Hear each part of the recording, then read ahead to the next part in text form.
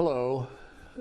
Today is February the 3rd, 2023, and I am Patrick Allen, and I am an interviewer for the Veterans History Project for the Library of Congress.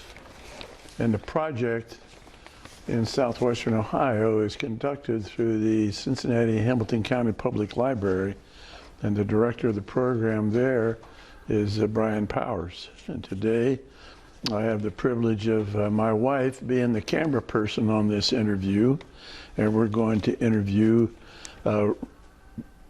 David Ralph Young. Mr. Young, thank you for this interview. Thank you. Do you go by David or Ralph? Ralph. Ralph. But your given name is David Ralph? Right. Okay. Before we get into your service, let's talk about your family. What were the names of your mother and your father? My father name was Monte Clarence Young, but he went by Jake Young, nickname.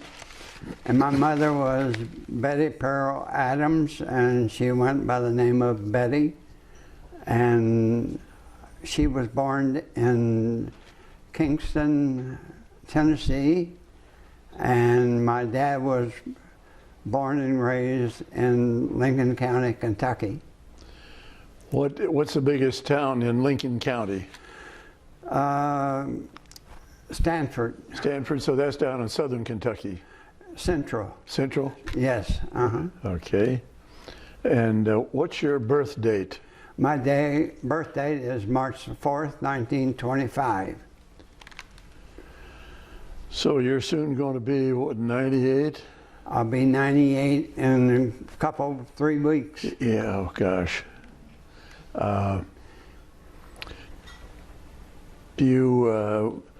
When your mom and dad got married, where did they live? They lived on a little farm that my uncle gave to my mother, and long story about it, because my grandfather didn't like my mother, so he took my father Jake out of the will of his property, and he split his farm up between two other brothers of my dad and left my dad out. And then my mother's uncle lived in the same area and had brought her from Tennessee, and so he gave her this farm that's about 20 acres, and the farm is still in the family, and that's where I retired to in 1985, the first time. Was that near Stanford? About 8 miles from Stanford. And what did they do on the farm? It's amazing because my dad farmed about every square foot of it. Now it's about half in timber. So when he farmed it, what did he raise? He raised corn and tobacco. Tobacco was the money crop in that period of time. So that's where they that's where they worked to get the income to buy the necessities of life. Tobacco was a pretty tough crop when you had to pick it, and yes. Had to really be careful. And they called it a tobacco base. What was your dad's tobacco base? How many acres? Just over an acre. And the rest of it he had in corn and wheat, and we grew everything that we lived on. Family vegetable garden. Had a family vegetable garden. Vegetable garden, and my mom and all of us helped can goods for the winter months, and killed hogs and beef for meat, and raise corn and wheat so that you could get flour and meal. So we really were kind of surviving. Self-sufficient farm. Yes. So did you have a few pigs on the farm and Yes. some beef? Had beef and pigs. Okay. So you're born in 25, and that's just before the Depression took place. I remember the Depression. What do you remember about the family getting by during the Depression? Thing I remember most is that the government during that time opened up places in Stanford, which is a local county seat, and you could go there and get flour and meal and cheese and the basic coffee and beans and things of that nature.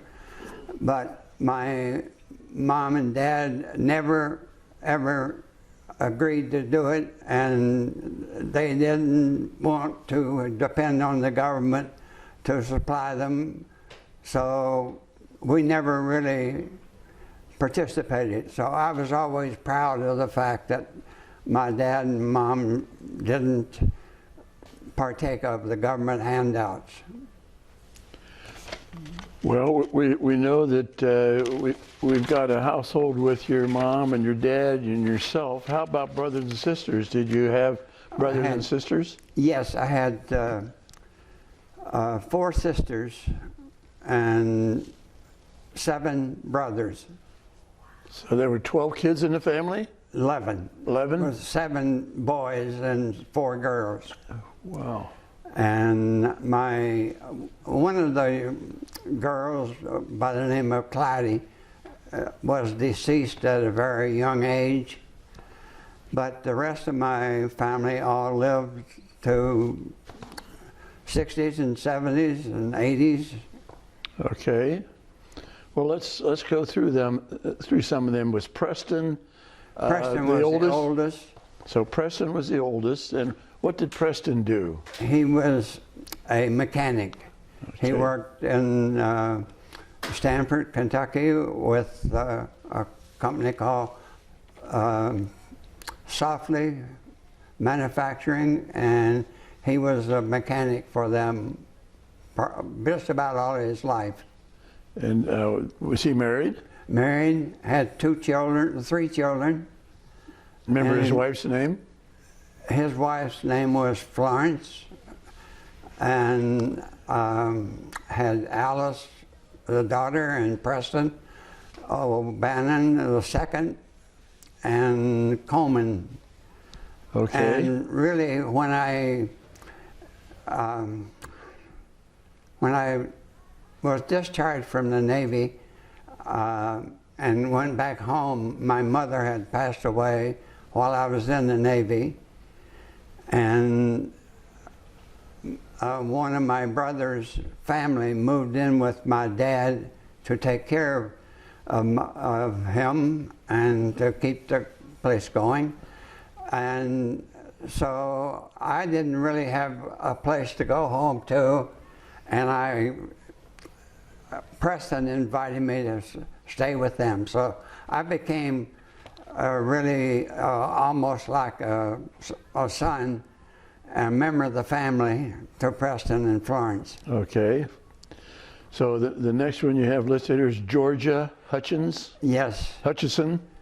Yes. And she was the oldest. That's her married name, Hutchinson? That's her married name. Mm-hmm. And you remember when she was born, or how much younger? She has actually 2 families. She had 2 children by early age. In fact, we were about the same age. Her children and I and my older brother Norman grew up with them, and we were just like brothers and sisters. And then they went through a period of time and didn't have any children. Then late in life, they had 2 more children. So they came 2 families. Okay. The next sibling was Clarence. Clarence was, How much younger than you was Clarence? Clarence was born in about 1907, I think. So he's about, So he was older than you? yes, You were born in 25, so... yes, I was the youngest of the family. Okay. And Clarence was about the 3rd one, Preston and Georgie, and then Clarence. Well, when was Preston born? Was he born About 1902, in Georgia? 1904. And then Clarence. And then the next one was Silver? Mamie Silver. Mamie? Uh-huh. Now, is that M-A-Y-M-E? M.E. Yes, I think I misspelled it on the list. Yeah. And Silver was her married name. Right. What was her husband's name? Her husband's name was,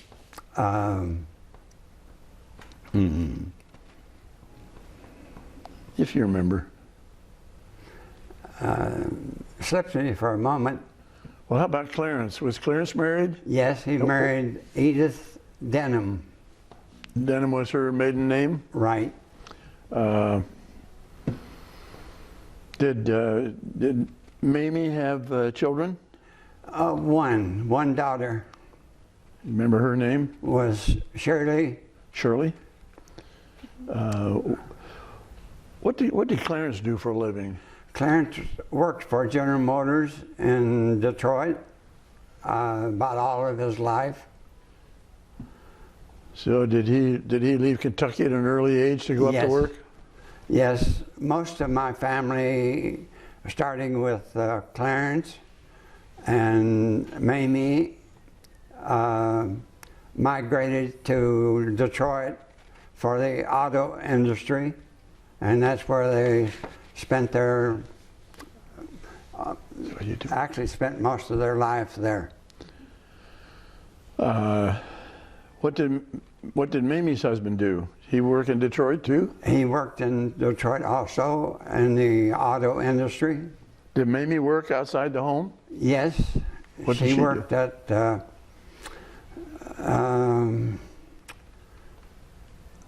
a company that made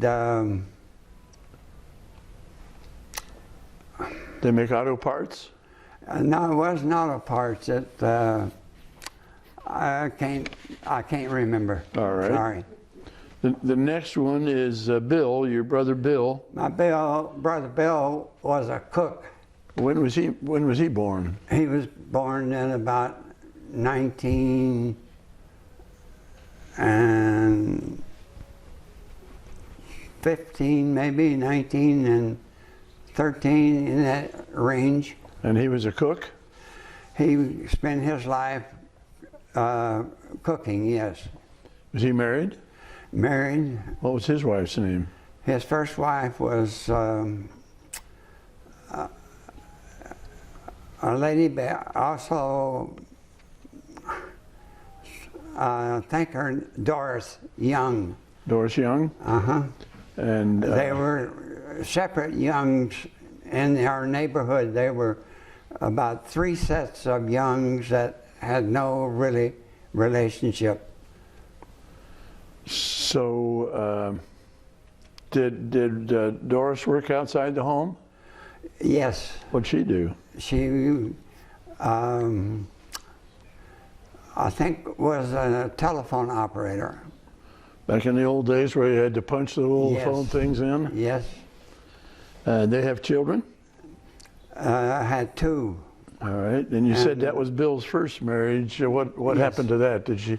They were divorced, and he remarried, and the lady that he remarried, he had about 3 or 4 children by the second wife. Do you remember her name? Edith,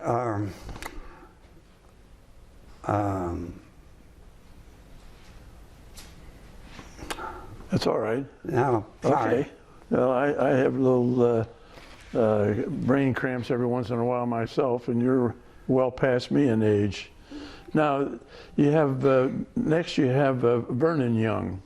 Vernon, yes, he married another lady by the name of Young.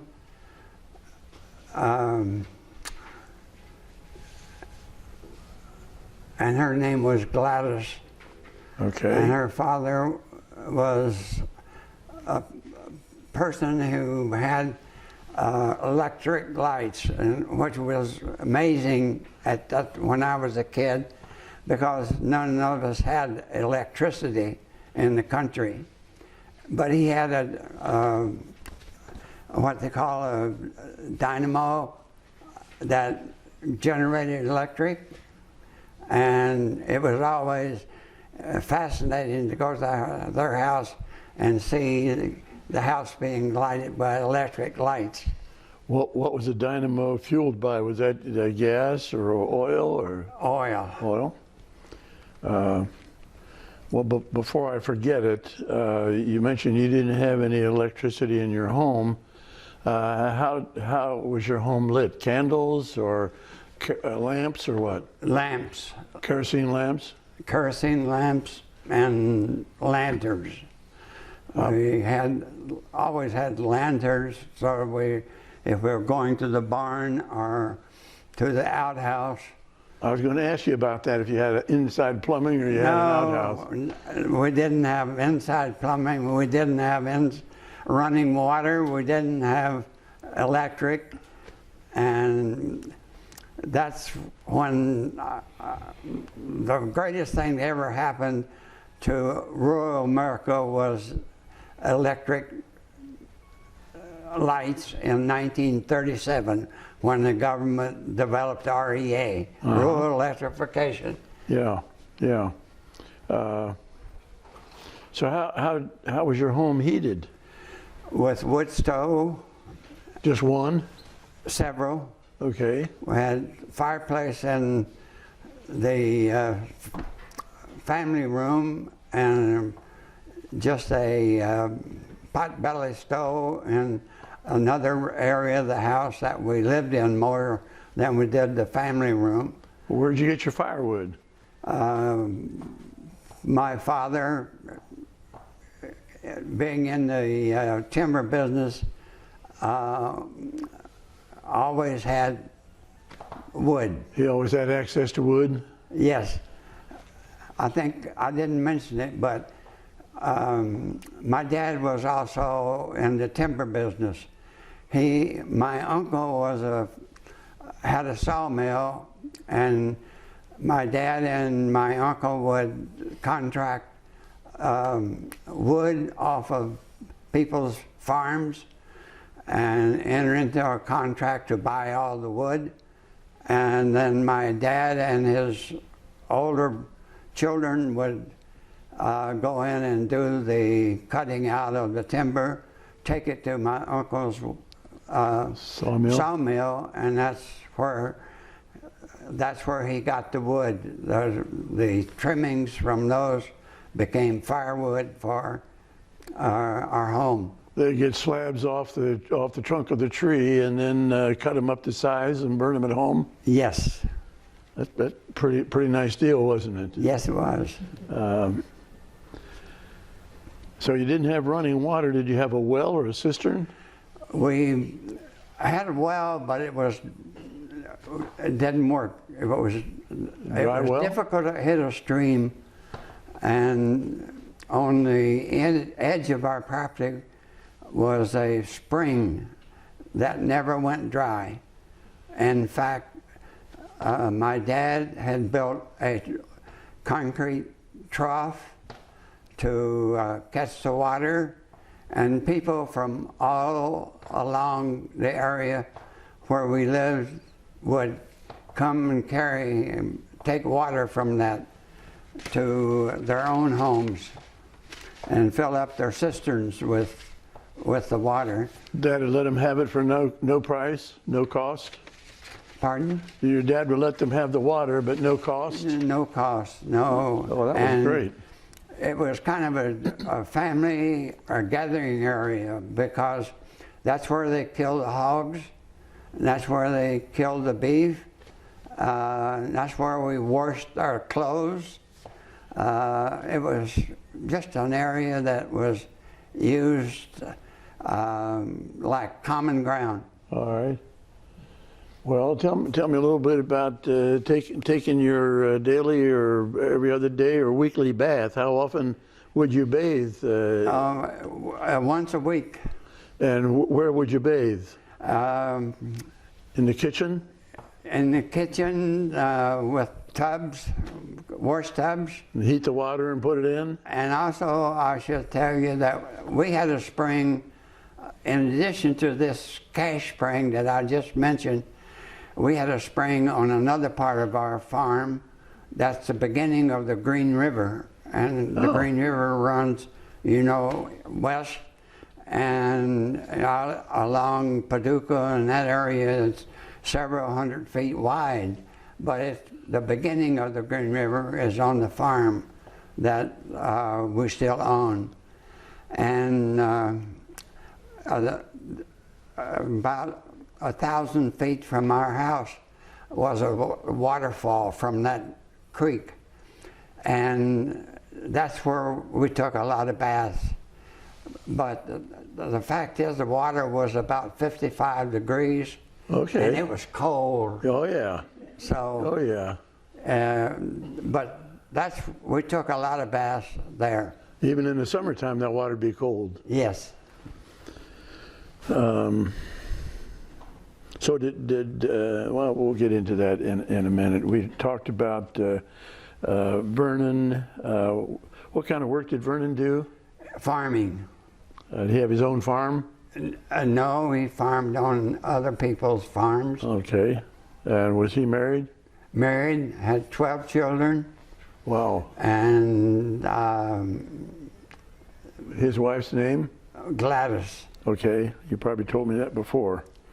He had 12 kids. All of them didn't have any childhood illnesses or diseases or deaths? No, Great. I think maybe now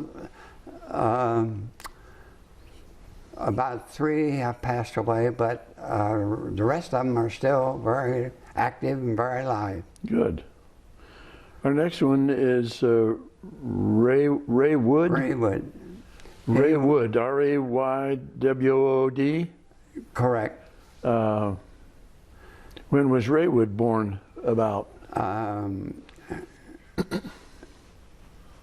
About 1920. Okay.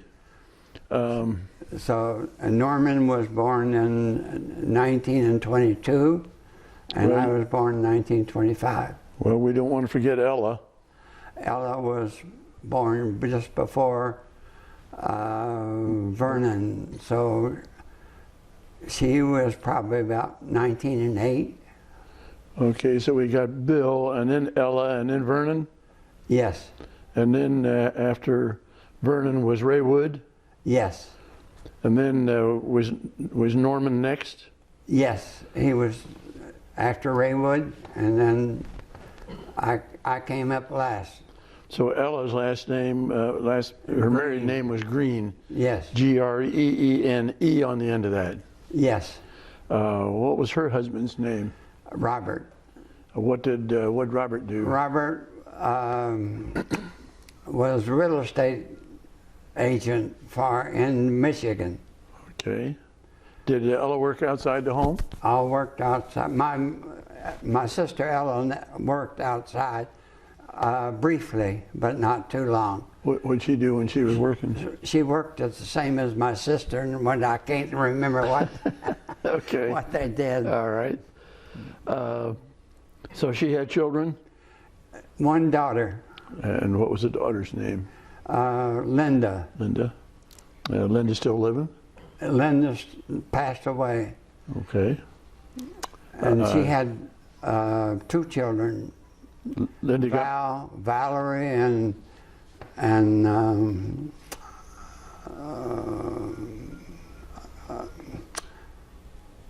Val has a brother, and I can't remember right offhand his name. okay.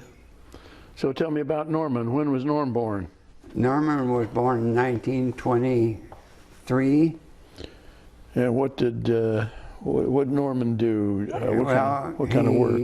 He became a pastor, a Baptist minister, and he's was in that all of his life. He just passed away a few years ago, and he had only one child. Then the child had several. So what was his child's name? Do you remember?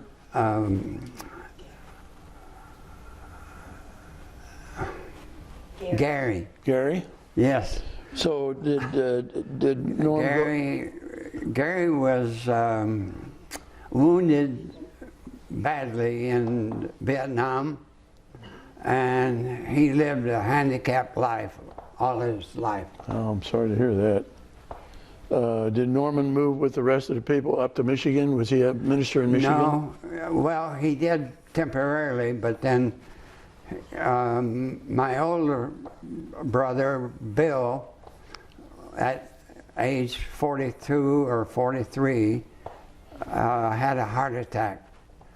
And Norman was taking him to the hospital, and he asked Norman to pray for him. And Norman couldn't pray. He didn't know how to pray. So that he then became a Christian and went to seminary and got a degree in ministry and spent the rest of his life preaching. Well, how about Bill? Did he survive the heart attack? No. He passed away at age about 43. Oh, that's too bad. That's when I started running. When Bill passed away in like 1940, I was in Thailand at the time, so I wasn't home for the funeral. But I said to myself, my brother Preston had heart problems, my sister Georgie had heart problems, my brother Clarence had heart problems. So when Bill passed away with it, the others survived temporarily anyway. But I said to myself, I may have a heart attack, but it's not going to be because I don't exercise. So I started jogging. Okay. And I ran up until just a couple of years ago. Really? And I can't run anymore, but I can walk fast. So, Good. Oh, man. Well, did your mom and dad have a history of heart problems? my mom had heart problems, Okay. high blood pressure. Okay. Because she died pretty young, too. At 58, Yeah. yes. So did my mom, heart problem at 58. And my dad lived to be about 86, and he had a good, healthy life. Good. So Norman became a minister. What was his wife's name?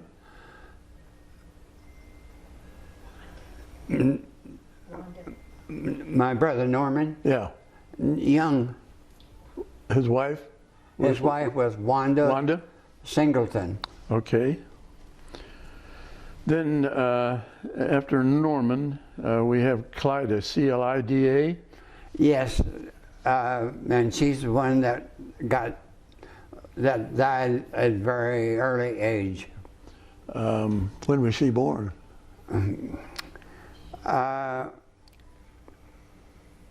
She was between, I think she came in between Clarence and Mamie? Mamie.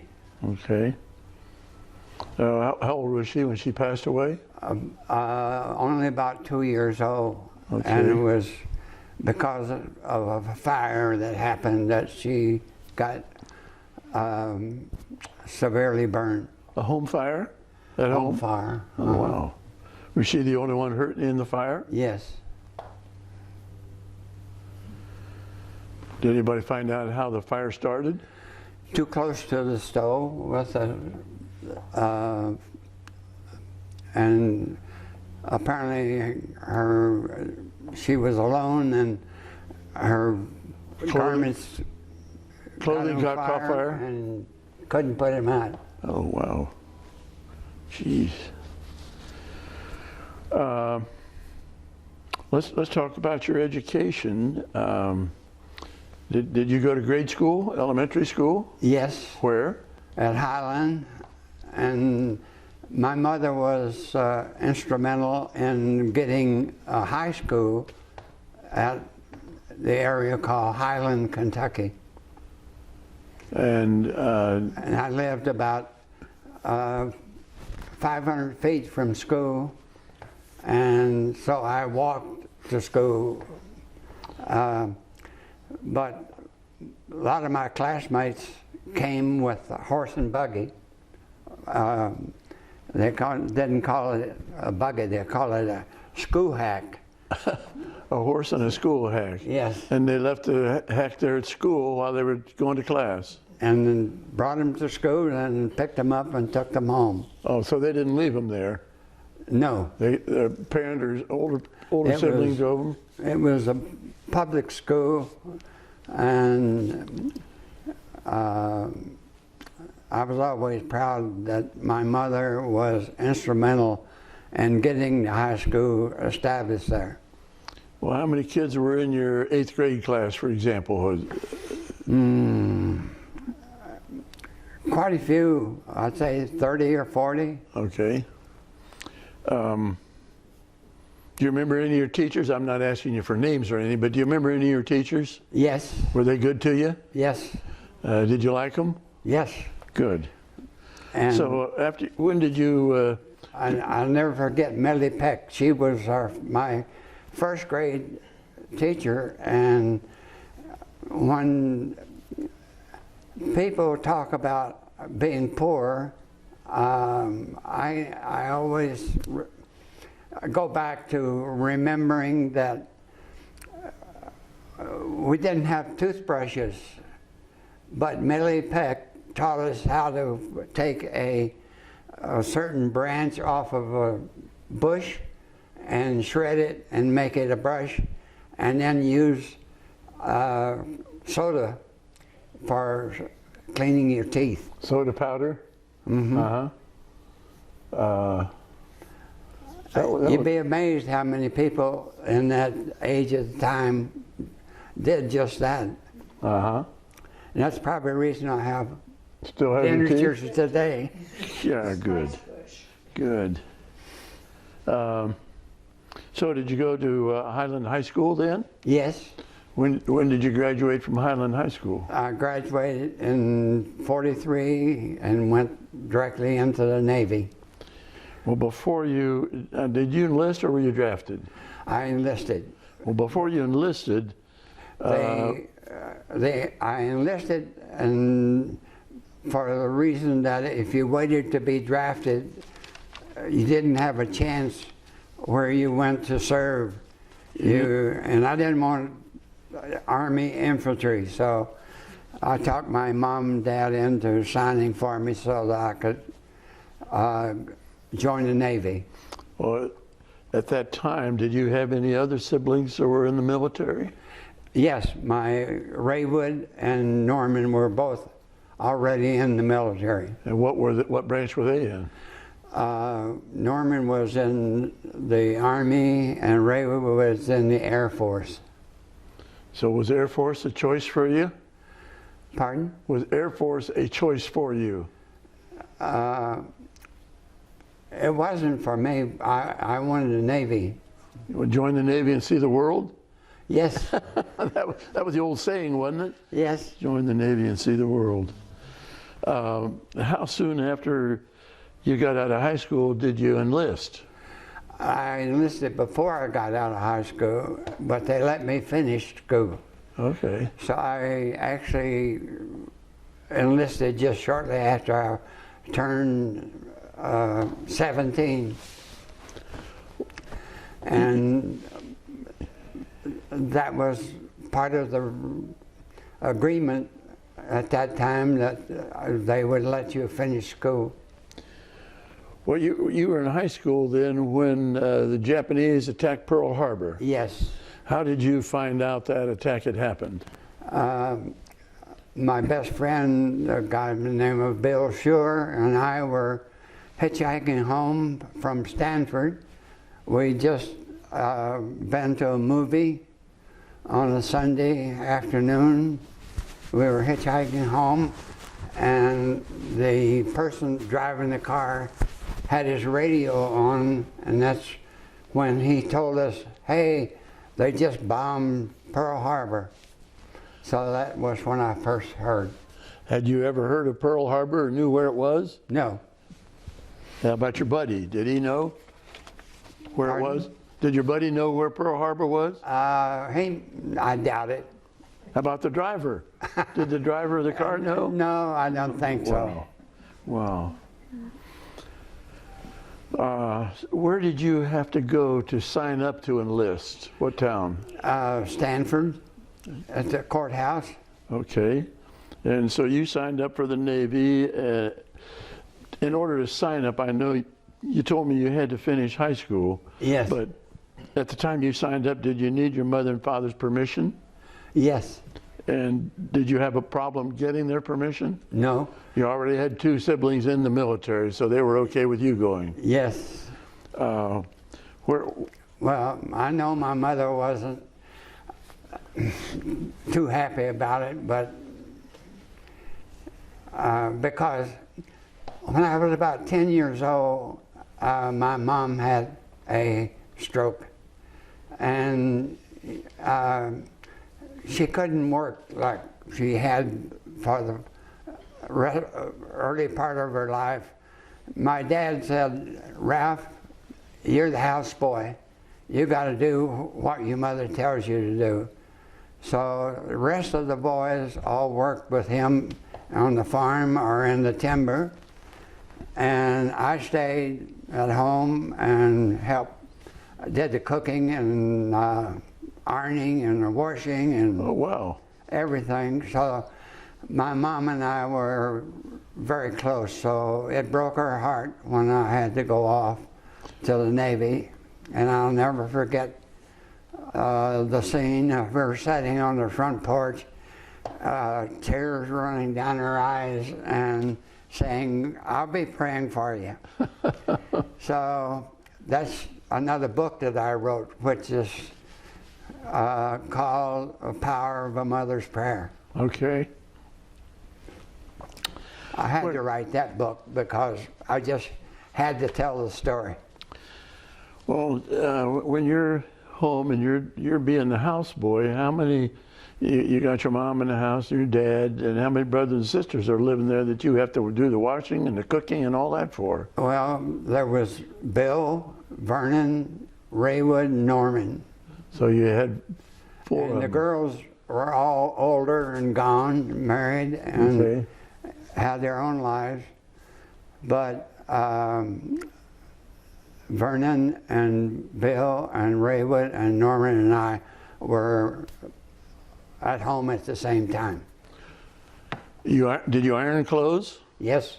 Tell me what kind of iron you used. Was it old sad iron or was it steam iron or what? Yeah, the one that you put on the top of the kitchen stove, and just a wrought iron, Right. heavy iron. In the antique business, they call it a sad iron. And I made money because my brothers would ask me to press their clothes, their pants, when they wanted to go out. So I made money ironing pants. Yeah, good, good. Well, how was your cooking? Did the family like your cooking? Oh, yes. Good, good. Yes. All right, so you go to Stanford and you sign up and then you finish school. And after you graduate, how soon was it before you reported? Graduated in May and reported in June. Where did you report? To Stanford, and then went by bus to Great Lakes. Up in Chicago, Great Lakes Naval Station? Uh-huh. For boot camp. How long a trip was that? Best part of a day? This was several hours, but the boot camp was about 6 weeks. Okay. And What'd you do during boot camp? What did they train you? Just learn to take orders. Did you learn anything? What you're told to do. Did you learn anything about being a sailor besides taking orders? Not really, because really was nothing in boot camp but really physically getting you ready for combat. And I was one of the, I lucked out and became one of the better basketball players in our high school because I was pretty tall. And so I was in good physical shape when I went. And I'll never forget on one of our marches when we passed a young lady and somebody whistled, and the instructor that was taking us said, stopped everything, said, who did that? And nobody would tell him, so he said, okay, it's double time. So we started running, and we ran and ran and ran. I just finished high school in basketball, so I was still running, but they were dropping out by the numbers. Uh-huh. Well, do you know how long you ran or how far you ran? No, I don't know. It seemed like it was forever. You ran until he told you to stop, huh? Ran until he said stop. Well, where did you go from Great Lakes? I went to California, and What base? that's when my mother passed away. So I was in California. Did you get to come home for the funeral? Yes, I was able to get home for the funeral. How did you get home? Fly or train or bus? Train. How long did that take? Several days. Mm-hmm. Did they wait for you to get home for the funeral? They waited for me to get home. Yes. Now, where was she buried out of? Stanford? At a place called Mount Moriah, which is about a mile from our home. Did the family belong to any religious organization, Baptists or Yes, anything? we were all, I grew up as a Methodist really, because that's the church that we went to.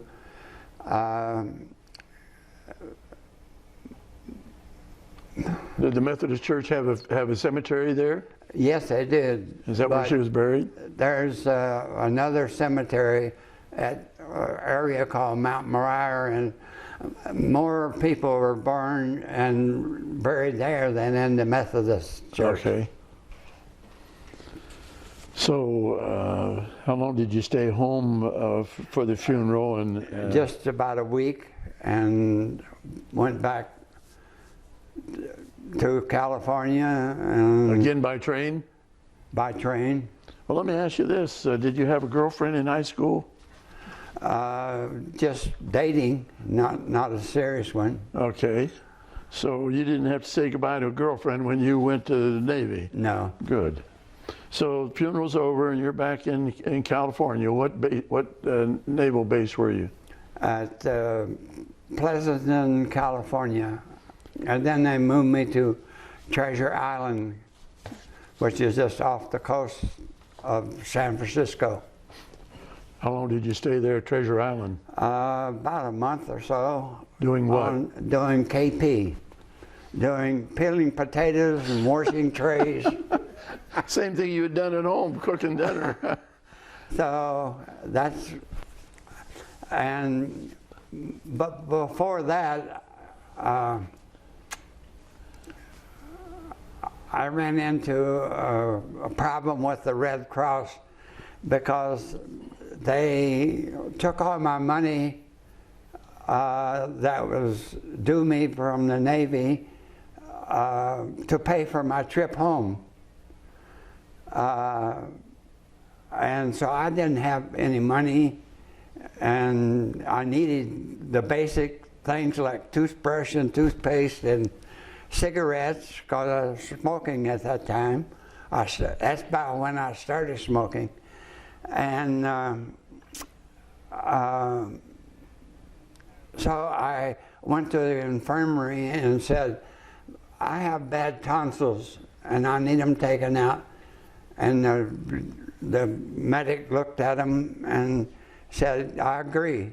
And so I went to the hospital, and then he gave me toothbrushes, and all kinds of frills that I really needed to get, and that's the only way I was able to get them. You had to give up your tonsils to get the toothbrush and everything. Oh, jeez. Wow. So you're doing KP there on Treasure Island, and you're still not learning how to be a sailor, are you? Not yet. So how long did you do the KP on Treasure Island? I was only there about maybe a month or 6 weeks. Then what's your next step? Aboard the USS J. Franklin Bell. J. Franklin Bell, B-E-L-L? B-E-L-L. Mm-hmm.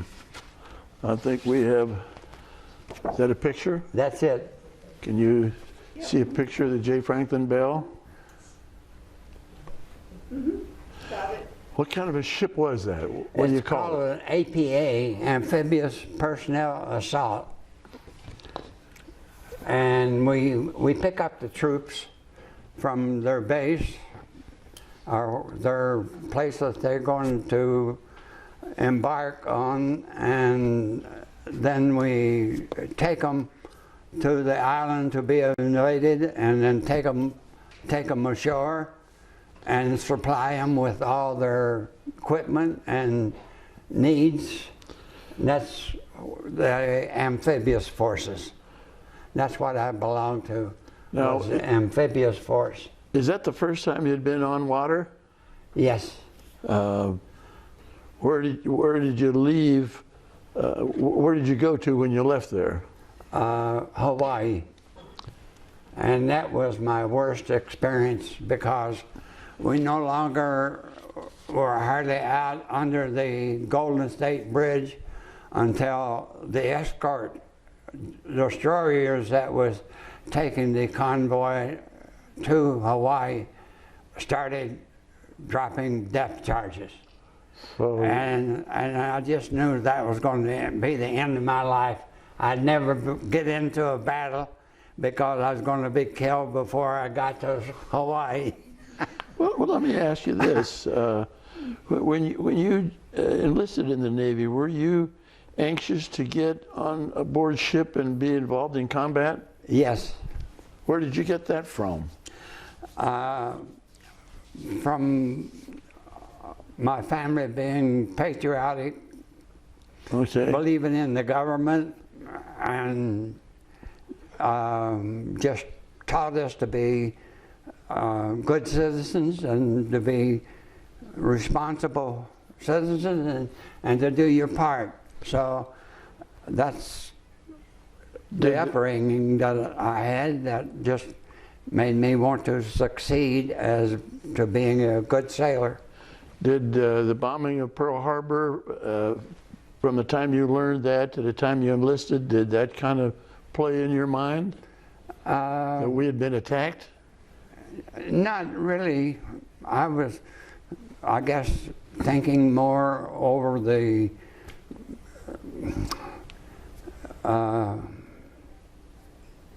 magnitude of the problem. Okay. So, how many were on board ship when you left California and went to Hawaii?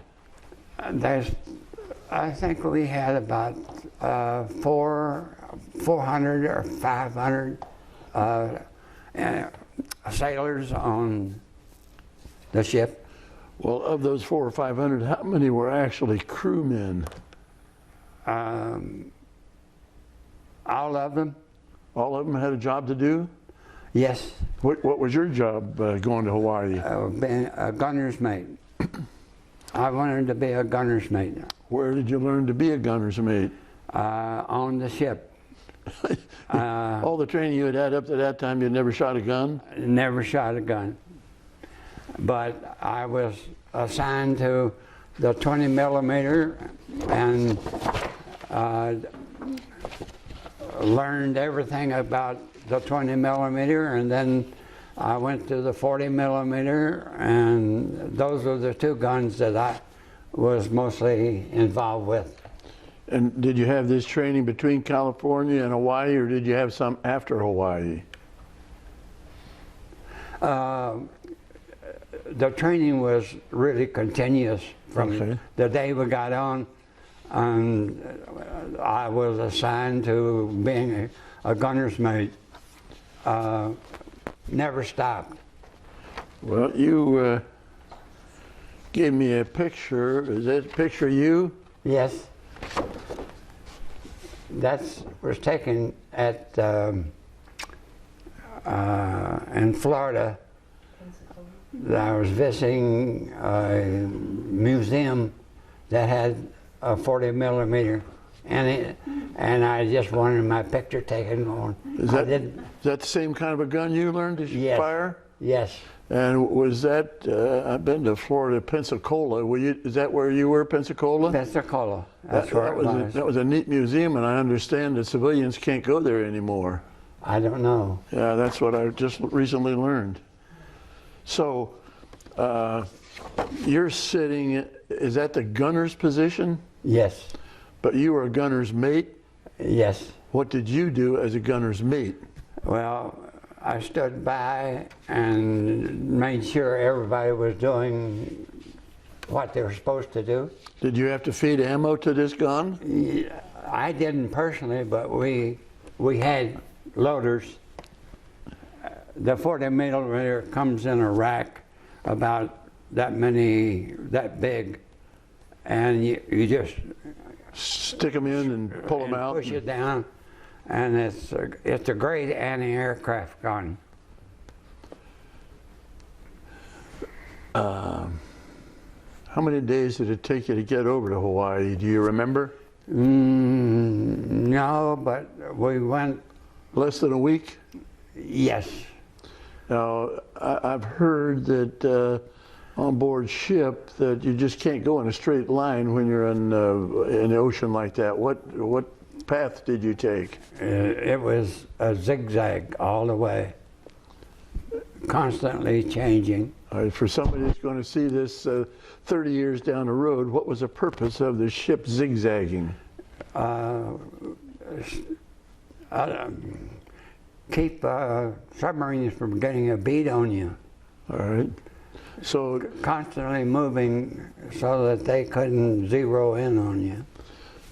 so you just get out of the Golden Gate Bridge and you hear these depth charges going off. Yes. Was there any kind of an alarm on your boat saying that we were possibly under attack? Yes, there was general quarters, which meant that we had to go to our battle stations. So how long were you in your battle station after you got under the bridge? Hours or days? We really we had general quarters every night at dusk and every morning at sunrise. Those were the most likely times that you were going to be attacked. So that was 4 hours in the morning and 4 hours at night. And then if there's anything happened in between, then you'd have to go to a special general quarters. Well, what kind of accommodations did you have on this ship as far as sleeping accommodations? Bunks. And how many stacked on top of each other? In the cruise department, there was usually 2. And what did you get, the top or bottom? I had the top. Was that by choice or chance? It was my choice. Why did you pick the top? I don't know. It just seemed like it was just a better place. Did you, on the way over to Hawaii, how were the seas? Did you have rough seas at all? The roughest were right out of San Francisco. There's what they call ground swells that really takes you, it gets your stomach really feeling funny. You got a little woozy? I never suffered seasickness. Good, good. You were lucky, huh? The How about only your time- bunkmate? Did your bunkmate ever get seasick on the bottom bunk? I'm sorry? Did your bunkmate on the bottom bunk ever get seasick? Not really. Okay, We all adjusted pretty well. all right. So, on your way over to Hawaii, how often did you have these general quarters where you had you heard depth charges being shot off by other boats? Well, after a couple of days, we were Pretty quiet. pretty quiet, yes. When you got to Hawaii, where did you go? Did you go to Oahu where the Japs had attacked, or was it another base? You know, I don't remember just where we did go. Do you know how many ships were in your convoy over there? There was maybe a dozen. And of that dozen, do you know how many were battleships? I mean, ships that could protect you, like destroyers or cruisers? There was 3 or 4. They were on each side of us. And so there must have been 8 or 10 of us APAs. Do you remember what you were carrying over to Hawaii in that Troops. load? Carrying troops? Mm-hmm. Do you know how many troops were you carrying in addition to 400 or 500 sailors? Yes, and we could carry pretty close to 2,000 troops. And what kind of accommodations did they have? Terrible. They had to sleep in bunks that were just wide enough that you could squeeze in. So Were those 3 or 4 high? 3 or 4 high, and I felt sorry for them because they had to line up for chow, and with that many eating, their chow line was just constant. Uh-huh. The crew had, we could go through the line whenever we wanted to, but the soldiers had to line up and queue themselves in to get food. Well, did the crew have the same kind of food as the troops you were transporting? Not always. Sometimes we got a little different than what the troops got. Generally speaking, how was the food? You learn to love it. Beans for breakfast was something that I thought I'd never like, but now I look forward to having Beans for breakfast, beans still? for breakfast. You still like beans for breakfast? Yes. Okay, you get to Hawaii, now what do you do in Hawaii? first thing I did is got a tattoo. Why? Because my mother had passed away, and I went over and I had a rose put on with mother underneath it. All right. Okay. So- So you could remember her no matter what. And no matter what, I had myself targeted to not forget my mom. Good. Good. How long were you on Hawaii before you went elsewhere? Not very long. What was your next assignment from Hawaii? Saipan. So, do you know how long it took you to get to Saipan? Not really. Several days. Were you in another convoy going to Saipan? Yes. And going to Saipan, was it the same zigzag formation? Yes. Tell me about Saipan. When you got there, was it under attack, or did it become under attack after you got there? Came under attack after we got there, and we were in the D-Day invasion force, and I was assigned to what they call a beach party. Every APA that was in the convoy had to send a what they call beach party into the beach to be there in case guns misfired. You'd have a gunner's mate that would repair the gun, or if things started getting bogged down on the beach that you were in, you had to move the stuff away and get it out away from the beach. So that's what a beach party did. And for Saipan and Tinian, I was part of that beach party. You were part of the beach party? Now, so the Japanese were in control of the island, and you fellas attacked the Japanese? Yes. And were you part of the beach party that was in the initial invasion? Yes. And you say it was D-Day. It was not the D-Day we think of in France, but it was a D-Day for Saipan. D-Day for Saipan was June the 15th, now, 1944. So before you actually went on to the beach, had the naval guns softened up the island, or had bombers bombed the island? Yes, yes. And how long had that gone on? Hours I don't or days? know how long, but repeatedly that was the tactics.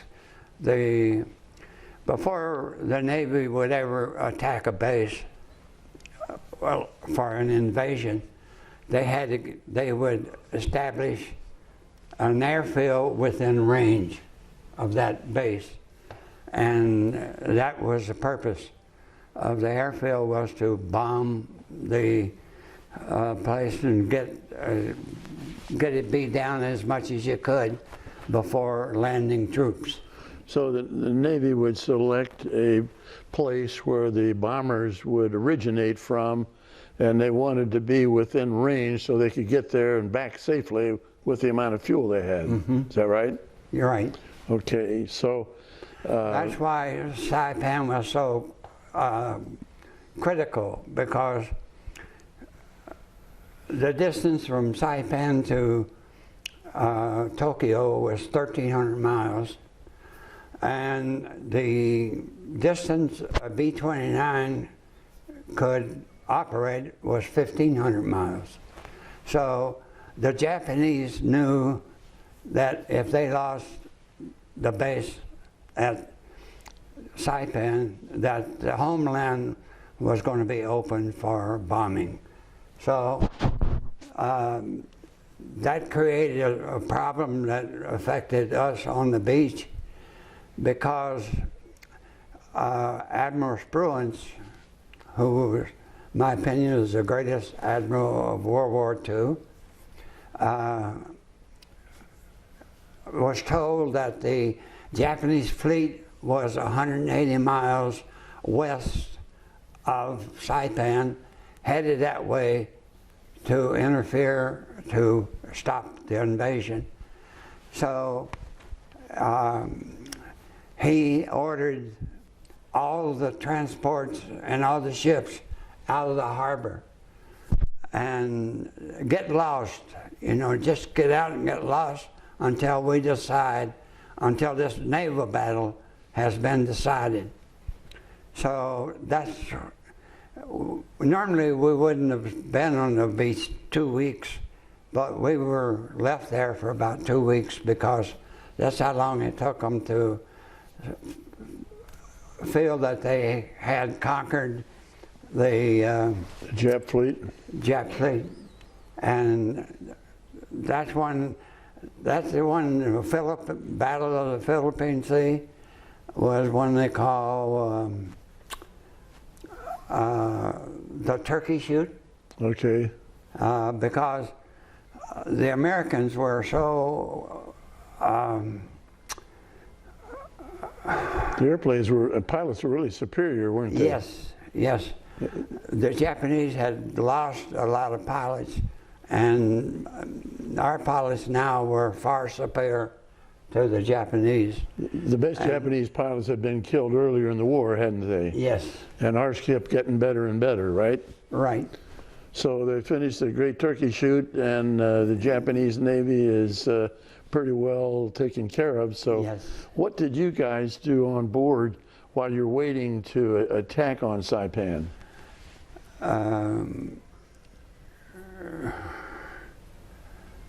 We just packed our gear that we were taking with us. Just made sure everything was ready to go, Yes. kept checking it out and make sure everything was ready to roll. Now, were you in the initial beach party? Yes. And what But kind I of was not in the initial force troops. that went in? I was probably, I don't remember just with, but probably the third or fourth wave that went in. You were carrying troops. Were those Army or were they Marines? Army. Army? Were there on, Marine? On Tinian, it was Marines, but on the Saipan, it was Army. Were you within close enough range that you could see what was going on with the first and second waves before you? Yes, we could see where there was still nagging snipers around that just you had to be on the alert all the time. So the first wave have many casualties that you saw? Yes. The second wave? Yes. And when you got in there in like the third wave, I stepped over dead bodies. and you'll never forget, even with just a day or two, it seemed that in that tropical climate, that the odor of the smell of death is something you never forget. Uh-huh. Well, what kind of a vessel were you in when you went in on the beach party? What we call LCVPs, landing craft vehicle and personnel. And How many people would that hold? about 20, 25, In addition to a vehicle? in addition to a Jeep. Okay. And how did you get out of the thing? Was it just the front of it flopped down into the water Yes, or onto the beach? onto the beach preferably, but Were sometimes you- they couldn't do that. But for Saipan, we were able to lower it on the beach. Right onto the beach, so you didn't have to wade through the water. Now, tell me, what was going through your mind as this transport is leaving your ship and going towards the shore? What's going through your mind? just praying that that a shell doesn't hit the VPP, the LCVP. So you never knew. You could see them. Shells were bursting everywhere, but what were the shells coming from? Mortars or cannons or what? Cannons. I don't know what magnitude or what size millimeter guns they were, but they were powerful enough that they could shoot them from quite a ways back from the beach toward the landing craft. Did you have any close calls as you were approaching the beach from shells or mortars? Not really, no. Any other landing craft you see get hit? Yes. And we had some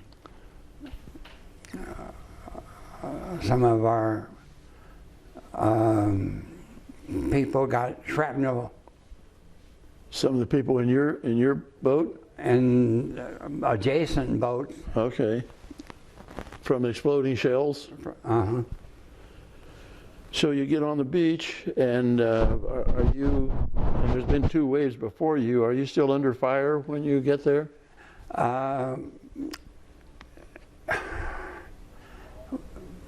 We were told, as soon as you hit the beach, dig in and get yourself in a foxhole.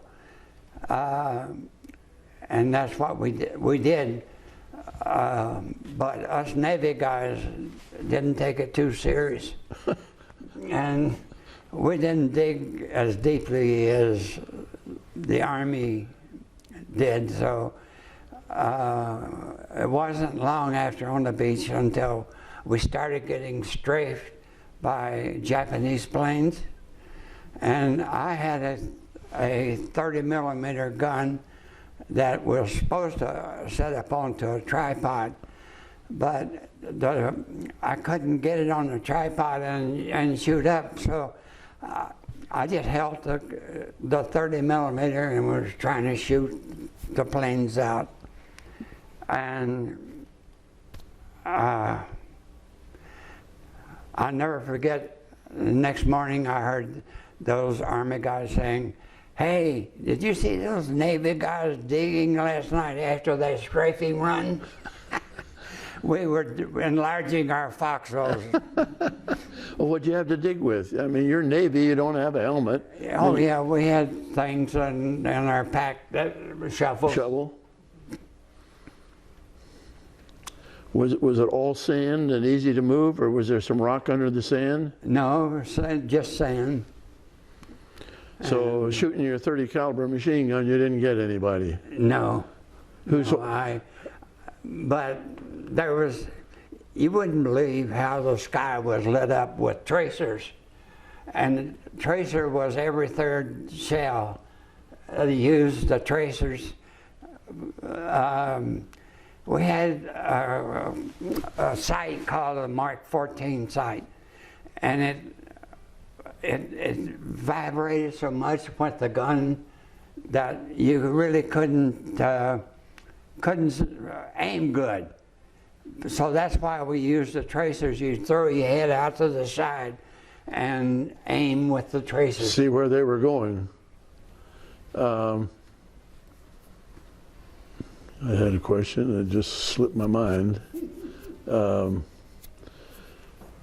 After that, well, yeah, that's what I was going to ask you. The Japanese planes are strafing you. Where's your air support at that time?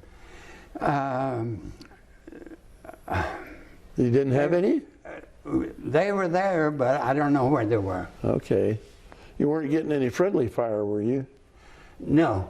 Okay. So how long were you actually on the beach? About 2 weeks. And how many trips did you make back and forth carrying troops and equipment? I only made one. Just one? Because our ship left. And after we got on the beach, our ship left. And that's when the naval battle was fought. And Spurrance had ordered them out.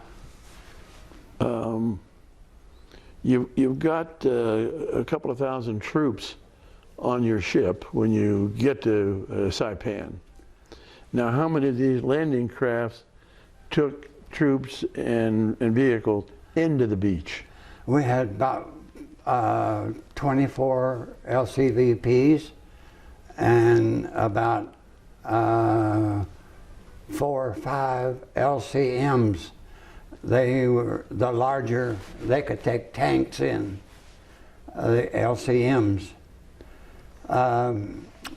So our ship,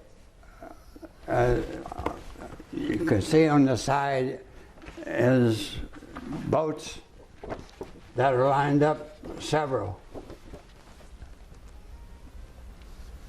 All along here is boats that's... You're showing right here, those are ships that are, those are the landing craft that are going to go to shore. Right. All right. So I think we had about 24 LCVPs and about 4 LCMs. And the ships that are, the boats that are in the water here, those are the same kind of ships that are going to take troops on shore. Yes.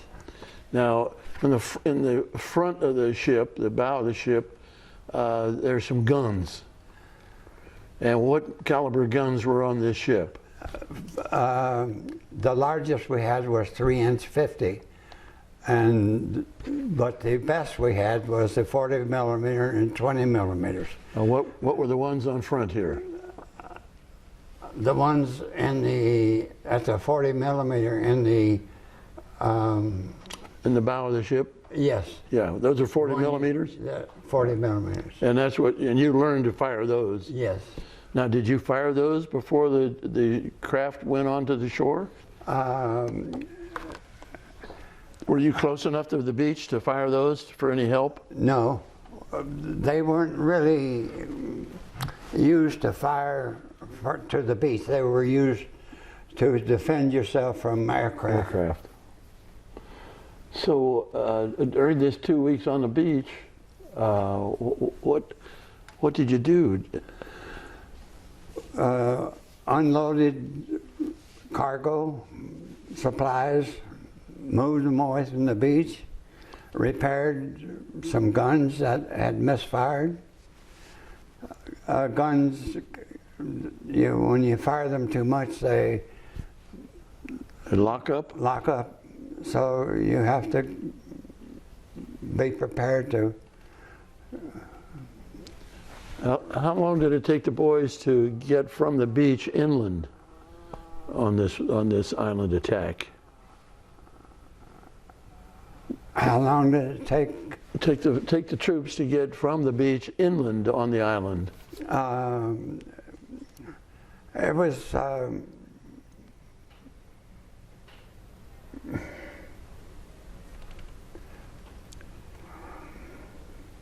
I just really can't remember. Are they on the beach for days or just hours? Days. The Japanese are really defending this island. Yes. What was the island like? Were there mountains, valleys, trees, plains? Well, Saipan has some pretty good sized hills and bluffs and a lot of vegetation, trees and bushes. Did you get inland at all, or were your duties all on the beach? Just mostly along the beach. Okay. And Tinian was different. Tinian was flat, and Tinian is only about 14 miles long and 4 miles wide. Well, let's finish up with Saipan. Okay. So after you're there for a couple of weeks, you're back on your main craft, right? Yes. And then what's your next assignment? Tinian. And did they tell you why you were going to be assaulting Tinian? No, they didn't. And I know my hearing started on Saipan because where I was located on Saipan, there was about 8 or 10 155 millimeter housers that were shelling Tinian, because Tinian's only about a couple miles away. And that's where ringing in my ears started, and it hasn't stopped. So I remember that very vividly, because the noise, you just can't describe the noise that goes on during battle. Now, we haven't talked about this yet, but you're married, aren't you? You're married? Now? Yeah. Yes. All right. Well, your wife's name is Janice? Yes. Well, you got to tell Janice to stop firing those cannons so your ears will stop ringing. Uh-huh. Did you think about doing that? I hadn't thought about that. Okay, so the howitzers have been firing on Tinian, and you got an assignment to go to Tinian. Uh-huh. Now, what did you do in the assault on Tinian? Were you again a beach party? Yes, but the first thing they did was transfer our beach party to another ship, a Cavalier, APA 37. What was the difference between that and the one you'd been on? The one that I had been on, the Bell, was going to be used as a fake landing on the most desirable beach on Tinian. And the theory was, if we could draw the Japanese south to defend that beach, we could keep them pinned down, because Tinian is so flat and narrow that the ships offshore can keep them from moving their troops back north. So that's what Admiral Spruance called it, the most brilliant amphibious operation of World War II, because that's why beach party was transferred to Cavalier, because we needed to go in with the assault wave, and our ship was going to be the fake landing.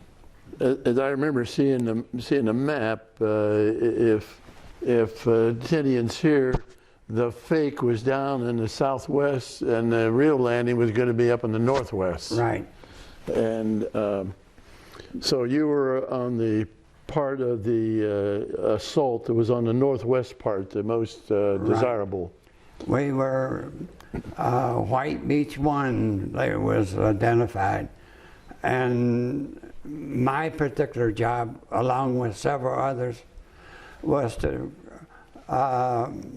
take a floating barge in, because the coral was so bad, and the approach that the LCVPs couldn't get over it.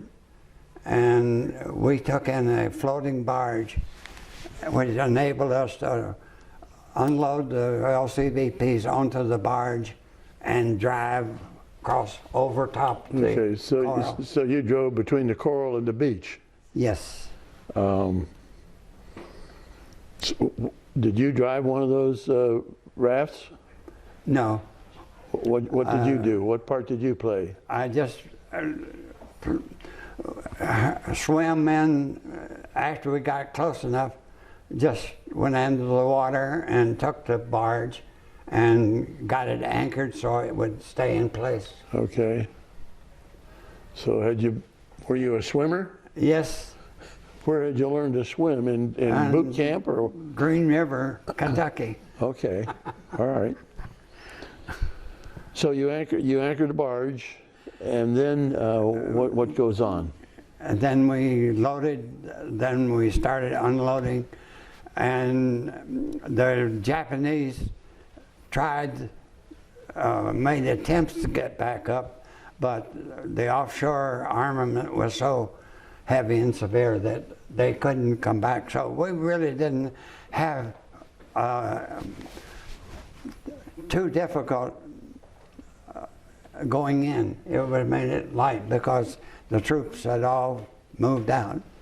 Well, do you suppose the existence of all that coral offshore was one of the reasons the Japanese fell for your fake landing down there in the southeast? Yes. So they were taken completely by surprise? Yes. How long did the battle for Tinian last? How many days? Wasn't too long. About, I think, 8 or 10 days. Okay. And it was flat. Was there much vegetation or Yes. trees? There's a lot of jungle-like areas. Did you get off the beach at all in Tinian? Yes. We were on the beach. But did you get off the beach? You mean? Get inland into the vegetation or the trees? No. Okay. Just a short distance. Were you personally ever under fire on the invasion of Tinian? Well, that's where I survived Japanese with a bayonet. Well, tell us about that. We had located and moved in several hundred yards, and this one Japanese was hiding in a bamboo thicket, and he had spent all of his ammunition, so the only thing he had left was his bayonet. So he charged, and a few of us answered him with machetes. With machetes and not rifles? No, we didn't have the rifles in our hands at the time, but we did have machetes in our hand, and that's what we overcame him with. Well, how did he get behind you? He was in this bamboo thicket, but how did you find out he was attacking you? Did you hear him, or? He came out attacking. That's the philosophy of the Japanese. Was he behind you, beside you, in front of you? What? To the side, yes. How close to you did he get? Well, I'll tell you, I was glad I was a good faker in basketball, because I used it to my fullest extent. You did a little dodge and weave, didn't you? I've said time and time again to myself, if I could fake like that in a basketball game, I would put these pros to shame. So how many were in your little squad that he was trying to attack? About 5 of us. So when he obviously didn't survive the meat grinder there, did he? He got cut up, but a medic was there, and he gave him a blood transfusion and made the army man. Some of the army were upset because they gave him, but I was glad they did. He was a very athletic built Marine. He must have been one of their, what they call their Marines, nearly 6 feet tall, and just well built. Well, sometimes it's hard to tell the age of Asians because of their skin tone. Could you give it any idea how old this fellow was? No, I have no idea. Okay, so the medic treats him, and then what's your squad doing after that? Well, that was about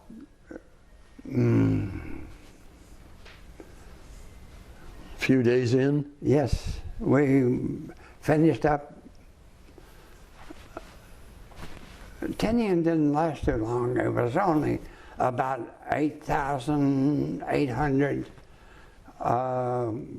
Japanese on the island, and within like a week, 8,000 of them were dead.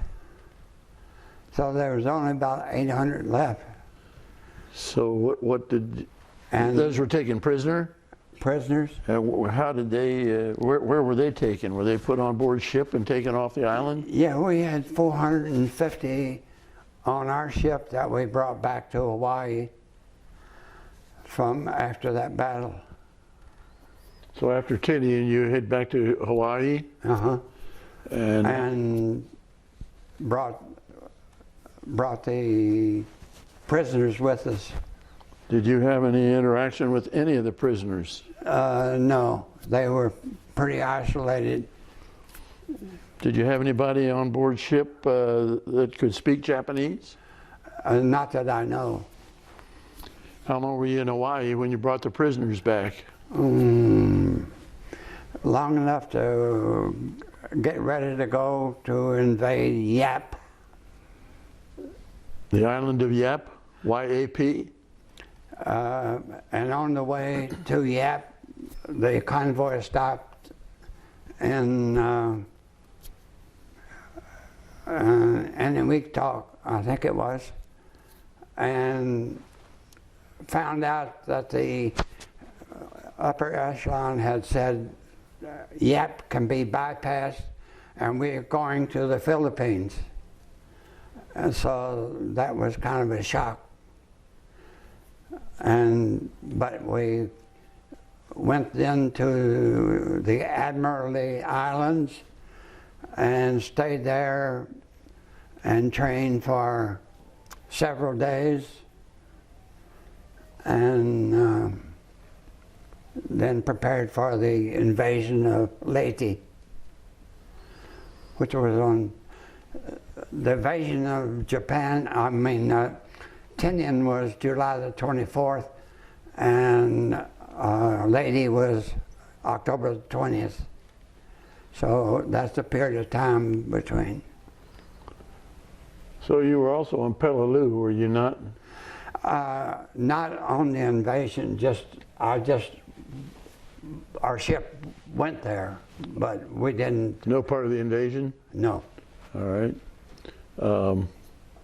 So were you at Inuitak when you got the orders to go to Leyte? Yes. How long did it get you over to the Philippines there, Leyte? Not too long. Leyte, We're talking days or weeks?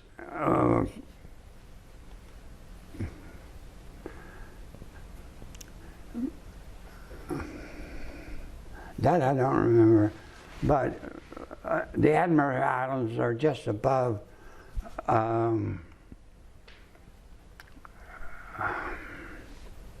Guadalcanal and Solomon Islands, and that's where I made out like a bandit, because I didn't drink at that time, and we were given recreation on an island called Manus.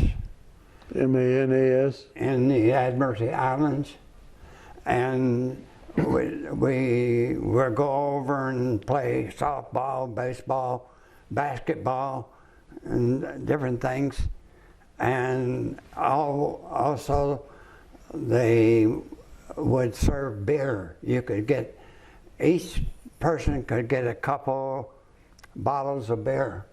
And since I didn't drink beer, I traded my beer for Cokes, and I made out like a bandit. How many Cokes could you get for a beer? Oh, yeah, enough that I was fed up with Coke. So how long did you have that little R&R on that island? Well, that was short-lived, and then we went off to Leyte. Had Guadalcanal already been recaptured by the U.S.? Yes. All right. So where did you go in Leyte? Tell me about that. I didn't. I was a gun captain on the 40 millimeters in Leyte, and didn't go ashore. So I stayed on the ship. Do you have a date when you got there to Leyte? Date in mind? What date that we arrived there? At Leyte, yeah. October 20th. October 20, in 1944. Yes. And by that time, was the Japanese Air Force pretty well decimated by the U.S.? Yes. Were you under attack by any aircraft while you were there? Yes. We were under attack by bombers and kamikaze. That's the first use of kamikaze was in Leyte.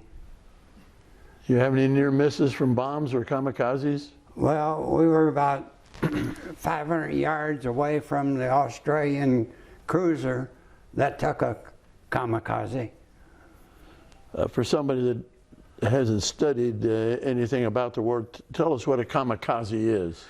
It's a plane loaded with bombs that the pilot has committed himself to giving up his life because he's going to crash into a ship and explode. So this Australian ship took how many kamikaze hits? Just one? Just one. And what was the result of that? Did the ship sink or? No, it didn't sink, but it was, I don't remember the details, but it survived it. Well, was this a lone kamikaze or were there a number of kamikazes in the air? I don't remember. Did you fire your anti-aircraft guns at all? Yes. Did you hit anything? We hope so. We shot down one of our own. Oh, you did? Yes. What kind of plane was that?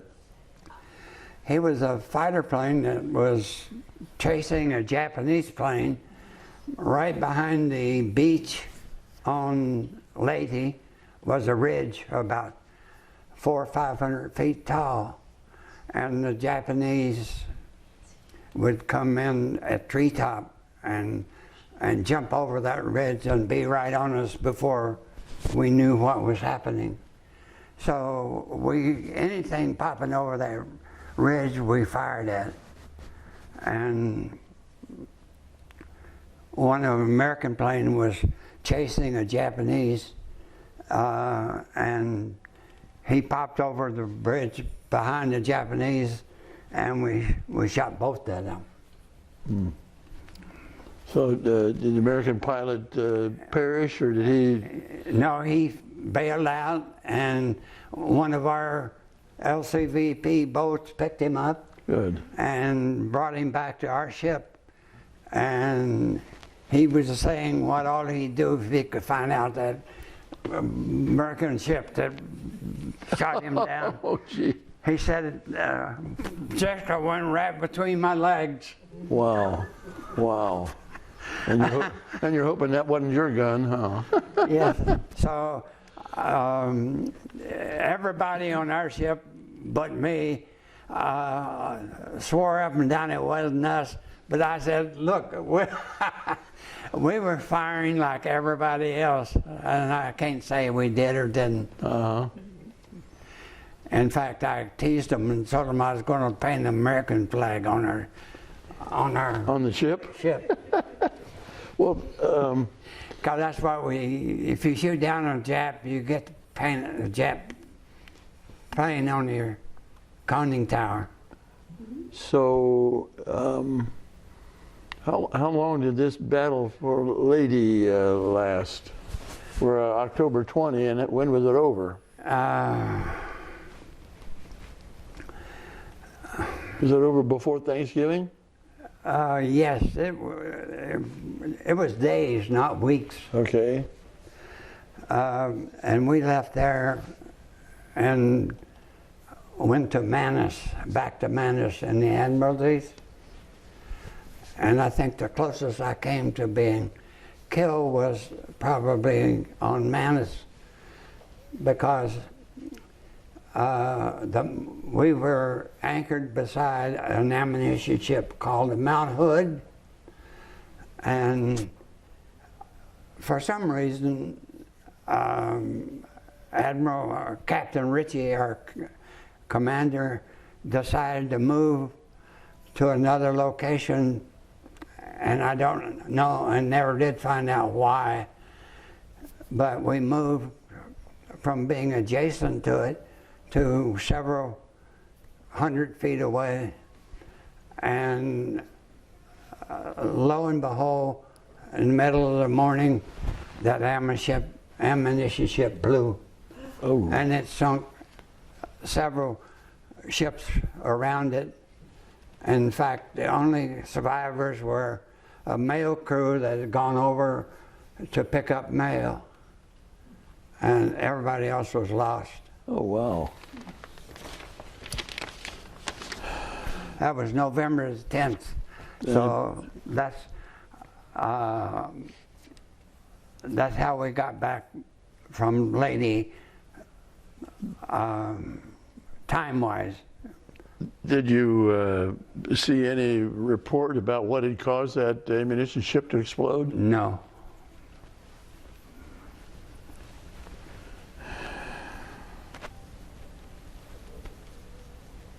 So how long were you on Manus?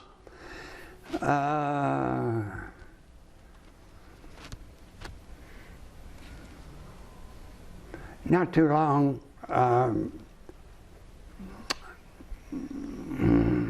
We came back to the States. When were you by Peleliu or stop at Peleliu?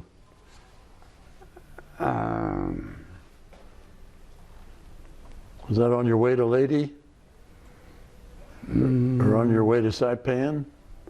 No, the Battle of Peleliu was after Saipan. That I just don't remember. Maybe it was on the way to Okinawa, because we came back to the States from Leyte and had to get a lot of repair work on the ship. And what had caused the damage? Old age, I think, mostly. Not military. Not battle damage. So you're back in the States and your ship gets refitted. Are you back on the Bell yet, or is that already gone? Still on the Bell. So that's when we left back then for Okinawa. I think that's when we stopped at Peleliu. Do you remember anything about Peleliu? Was that kind of a devastated island? Yes. Hardly any trees standing? Hardly any. And terrible for fighters, because the surface was a lot of hard coral or salt mines, and hard to dig in. And the Japanese at this time had changed their philosophy from trying to stop you from getting to the beach by allowing you to get to the beach and then having their armament set up so they could put you in a crossfire. And that was one of the things that happened on Iwo Jima and also Peleliu. And they had those tunnels on Peleliu that they could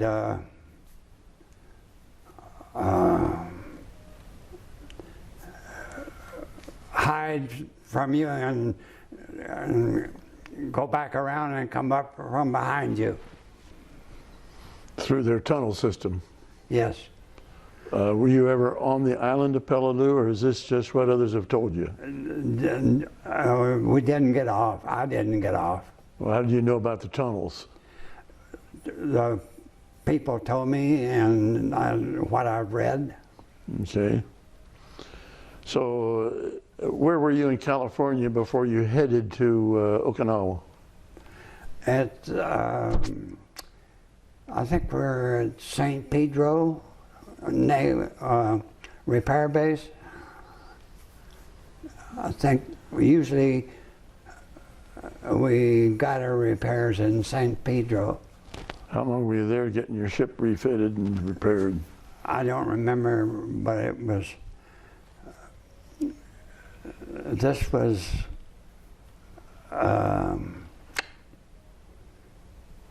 we were in Admiralties on November 10th, I know, and then back in the States, and then we were at Okinawa in April.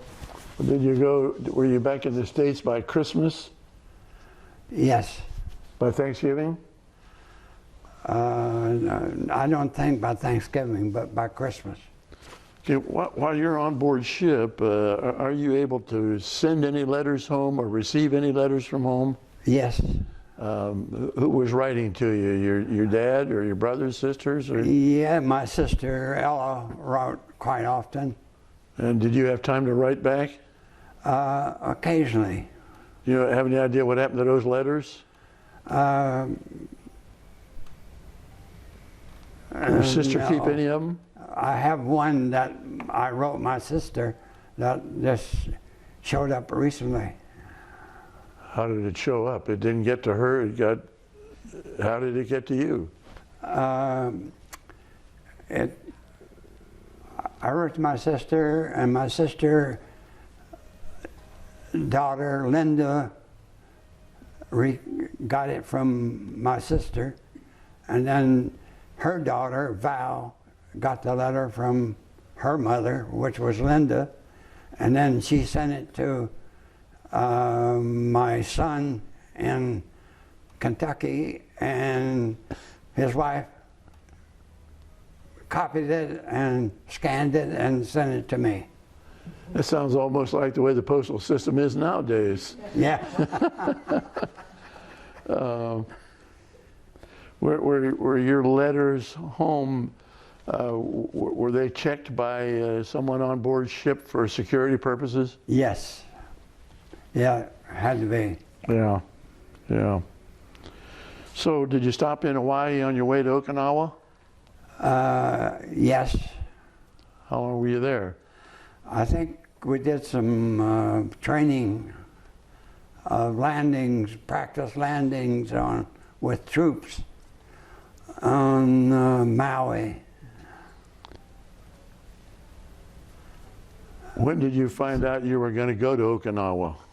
In California or Hawaii?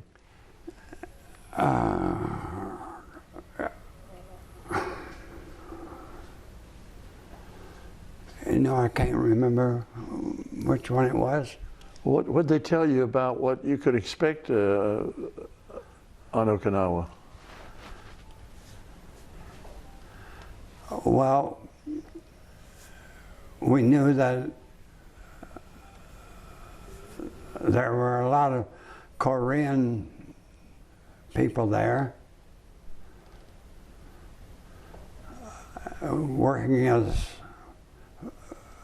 slaves to the Japanese.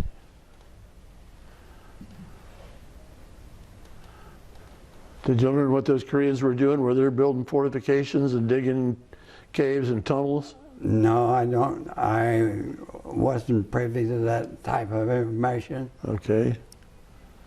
So, did you arrive at Okinawa? Yes. And where did And that's where I spent my time in a smoke boat, laying smoke over the harbor. Well, what kind of a boat was that? An LCVP, and we had smoke racks on the back of it, and we just kept circling, because now the Japanese, as you say, are using their kamikazes, and the only way to survive is to hide from them. The other scheme was to put the older ships out along the perimeter so that they pick an old ship instead of some of the newer destroyers or cruisers or battleships. So that's where I almost got shot with friendly fire. Tell me about that. We were laying smoke, and we went outside the smoke area, and we could look back and see that we really had done a pretty good job, because we couldn't see anything. It was just like the whole bay was hidden. But we went back into that, and they also, Japanese were using kamikaze boats as well as planes. So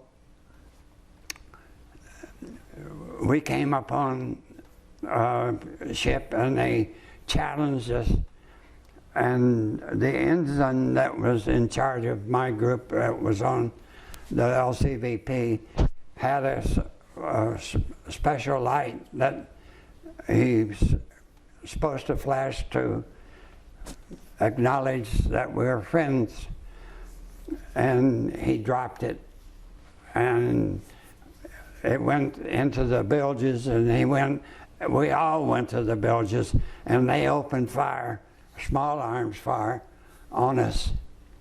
And he managed to find a light and hold up over the edge and get them stopped. And then this crew was a brand new gunship that just had their first action in the war, and they had just gotten there, and they were frightened to death that they had fired on a friendly force, so they took us aboard and just treated us like royalty. So that was a pretty close call, wasn't it? So that was a close call.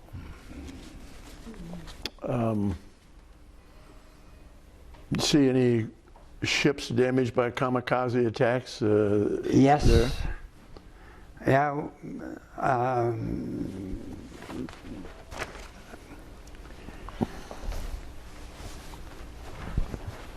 I had a friend that was on the USS Bunker Hill aircraft carrier that took a couple of kamikaze hits. Can you describe any of the ships that were hit by kamikazes? I wasn't that close enough to really identify. Was there a lot of anti-aircraft fire going into the air to stop those Japs? Yes, it's kind of hard to stop a plane that's made itself a projectile. Yeah, they were hell-bent to destroy you, and they were going to do it whether they got killed or not.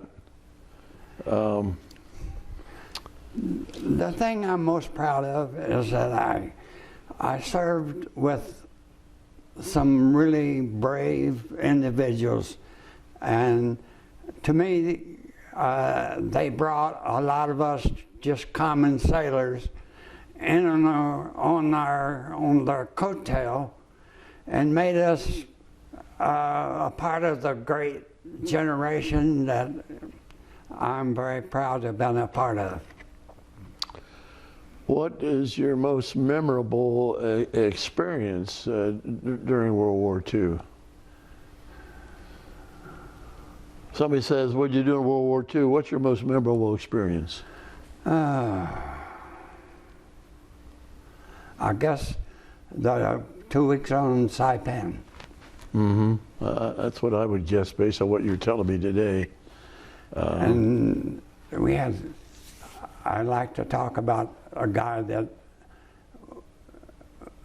was really so brave. I just admire people like that. Who was that? His name was O'Brien, William O'Brien.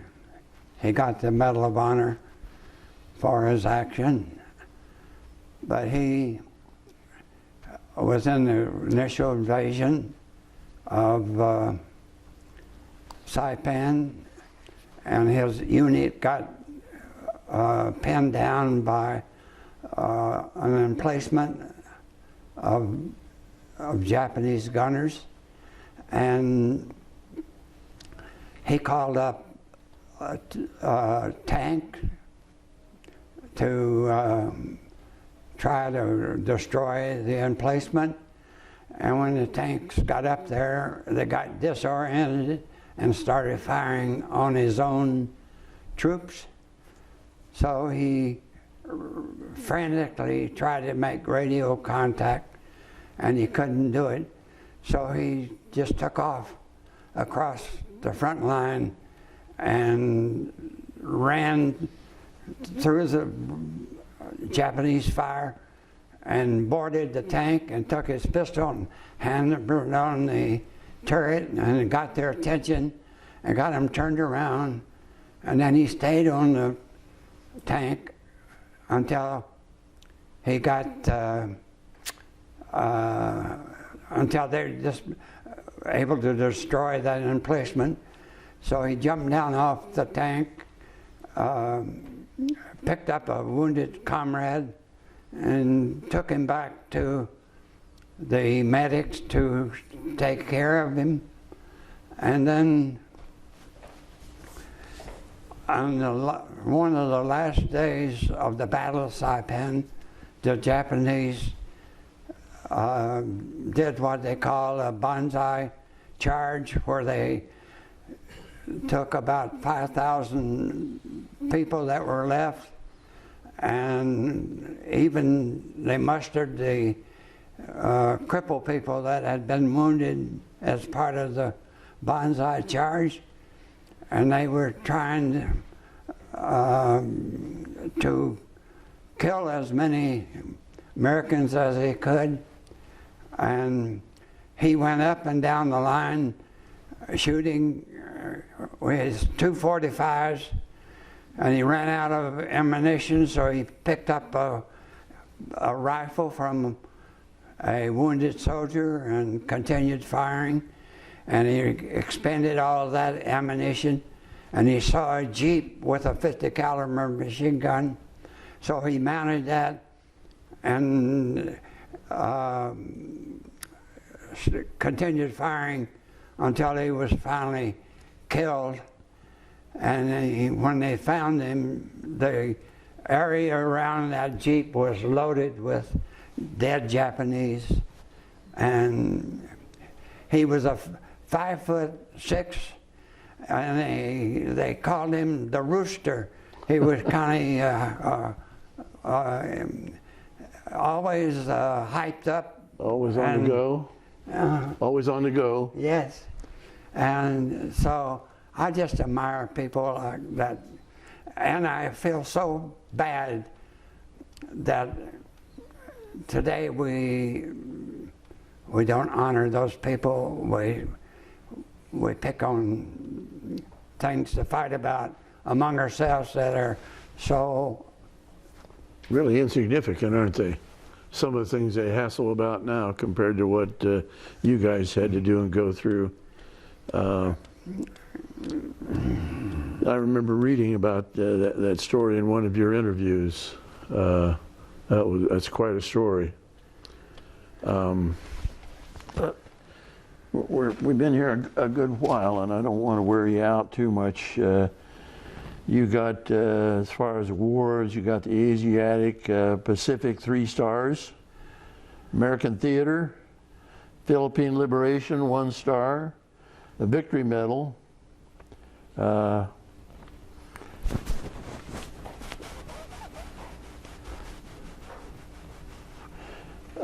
when did you get discharged? Obviously you made it through Okinawa. How long were you over there near the island? Not too long. Did you come We came straight back. back? Did you come straight back to California from Okinawa? After the Battle of Okinawa, was there any suggestions that your ship would be involved in the invasion of Japan? No, but we fully expected to. Okay.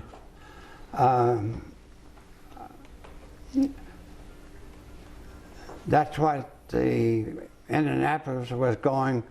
It was on its way to Leyte to start training for the Battle of Japan.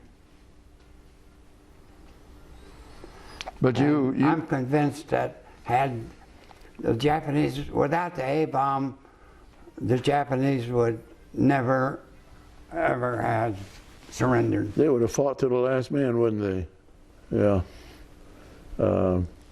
Did you hear any predictions that the Allies would lose 500,000 men if they had to attack Japan? Yes. And they had requested the supply of About 1.5 million Purple Hearts. didn't Purple they? Hearts. Yeah. And if they asked for 1,500,000 Purple Hearts, and if the ratio had been 3 to 1 like it normally is with our wounded and killed, that would have been 500,000. Yeah. So you came back to California from Okinawa? And I came back to Seattle. Seattle? That's where I was on shore patrol duty. Okay, tell me about shore patrol duty in Seattle. So Now, is that before the A-bombs dropped? Or afterwards? No, that's after. Okay, what'd you do in shore patrol? Just picked up drunken sailors and got them back to their ship. How long did you do that, Dave? Ralph, I mean, I called you by your first name, you go by Ralph. What? That's where you take a lot of browbeating. It's because the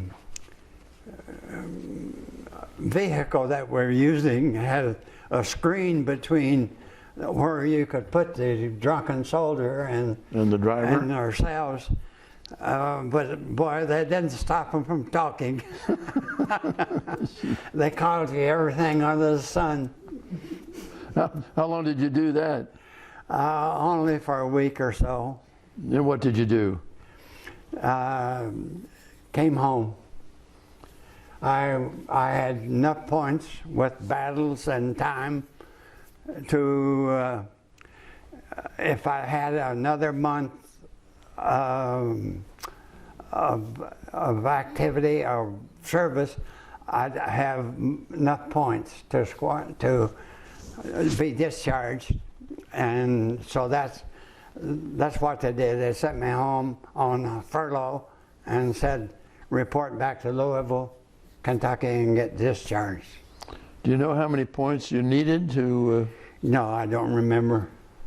Do you know how many points you got for being in battle, or how much points you got just for being where you were? Those numbers don't come back to me. Okay. I don't know what they are. So you came back to Louisville? Yes, For I how- went there in December to be discharged, and my papers had not arrived, so they sent me home again, and I went back on January the 5th and got discharged. And that was December of 45, wasn't it? That was 1945? 45, Yeah. yes, 46. It was January of 46. January 46, okay.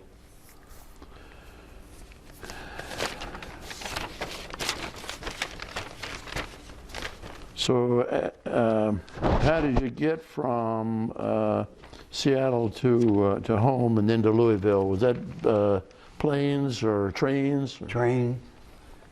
What kind of accommodations? Was that a military train or a civilian train? A civilian train.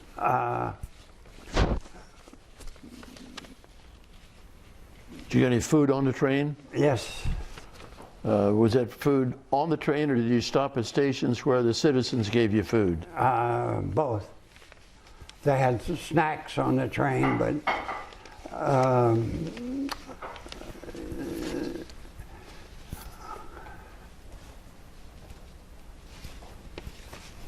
Stop in a couple little yes, stops and got I fed? can't remember. Stop in Nebraska by chance? And I can't remember where we stopped, but North Platte, Nebraska, did that sound like anything? could have been. Okay. Well, here's a photograph. Now, what's this a photograph of? Let Mary get a picture of it.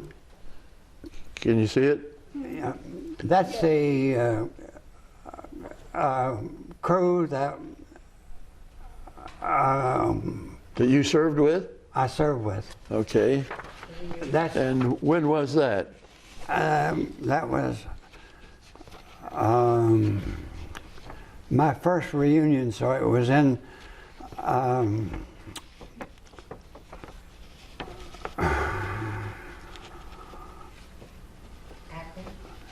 Youngstown?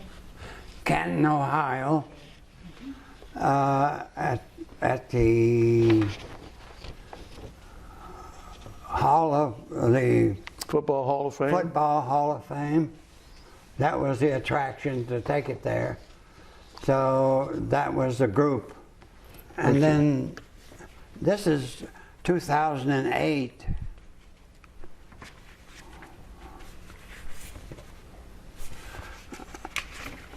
And in my book, I show you 2000.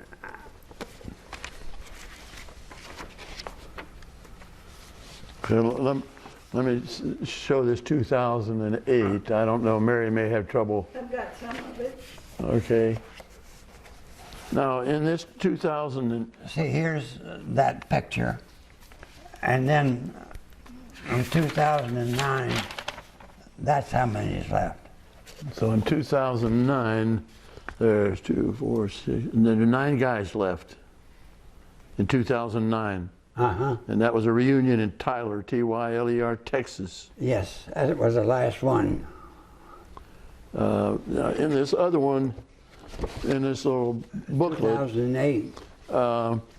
there's some women in there. Are those just wives of the crewmen? Yes. Okay. Now, Mary, we showed this bigger picture, and I'm going to take the liberty of reading these names off because they won't be shown on. There's Tom Lyons, Lloyd Davenport, Lewis Jett, Jette, Robert Lees, Lees, Clark Weirhake, Wierhake, Chet Mackey, Maki, Art McGraw, Doug Webb, Willis Yoder, Yoder, Ralph McCormick, Ralph Young, Bob Taggett, Taggatz, Tagatz, Tom Freed, George Smith, Charles Shank, and John Giamo, Mel Badger, Everett Curtis, Edward Sens, S-E-N-S, Tony Tralla, Tralla, Bob Raines, and Frank Fahey, Fahey. Now those are all guys that served on your ship. Yes. Did any of those fellows receive any combat injuries that you remember? Any Purple Heart awards?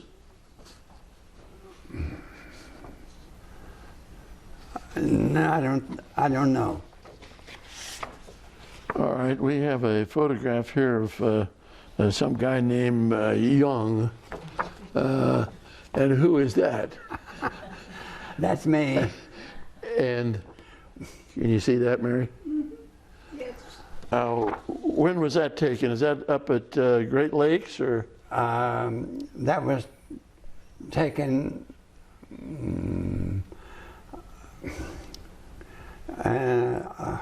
somebody put that on in Stanford, Kentucky at the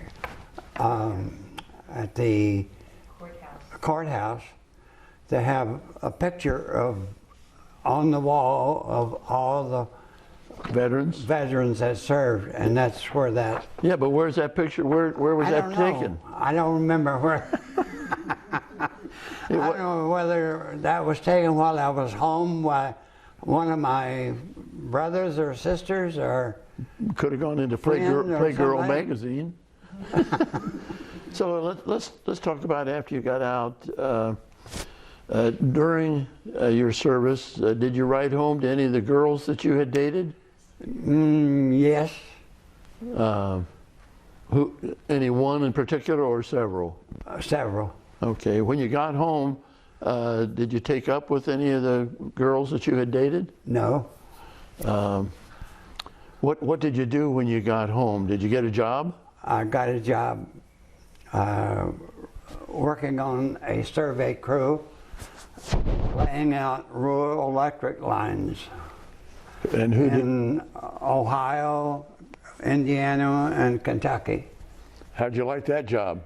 I loved it, and worked my way up from brush cutter to party chief, and then decided my wife. In the meantime, I met Charlotte Chadwell. Chadwell, Chadwell. Yes. Where did you meet Charlotte? She was one of the girls in my hometown, Okay. and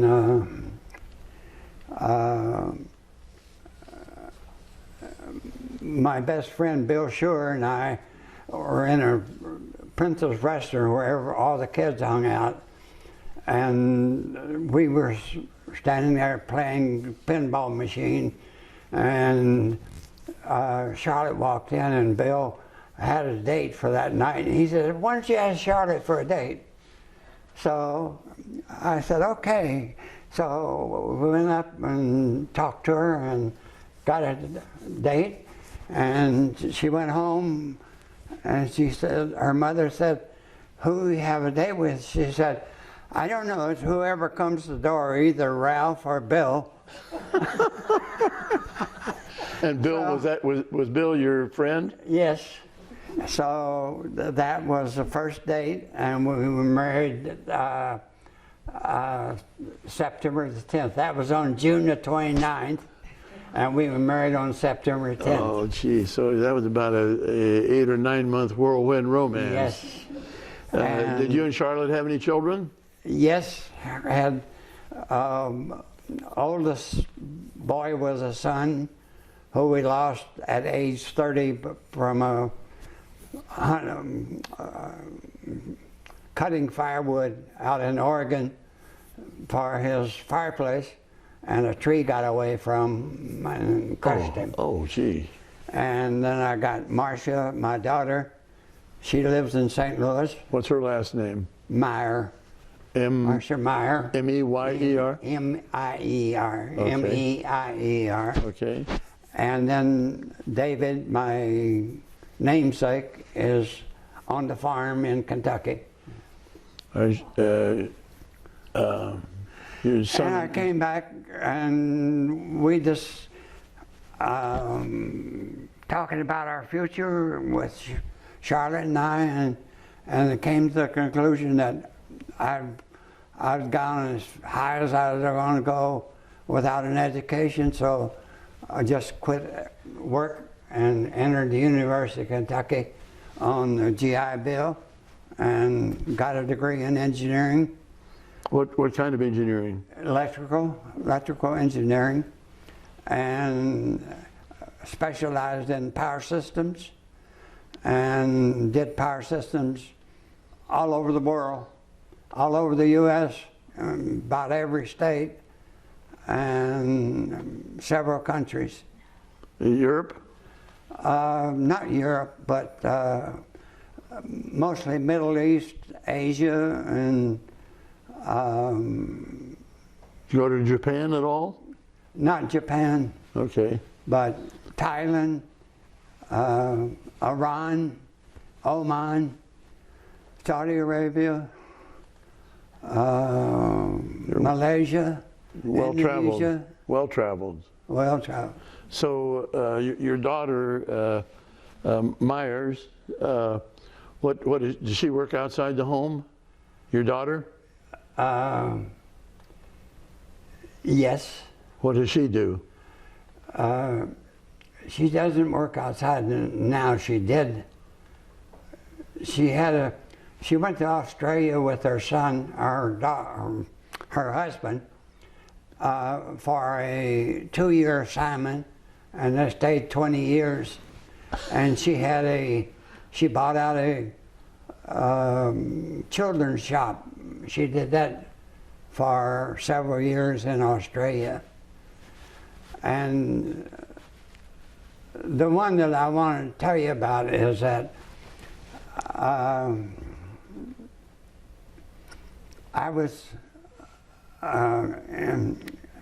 took an assignment from a company to go to Indonesia, and we found out that our son David could go to a missionary school, but our daughter Marcia was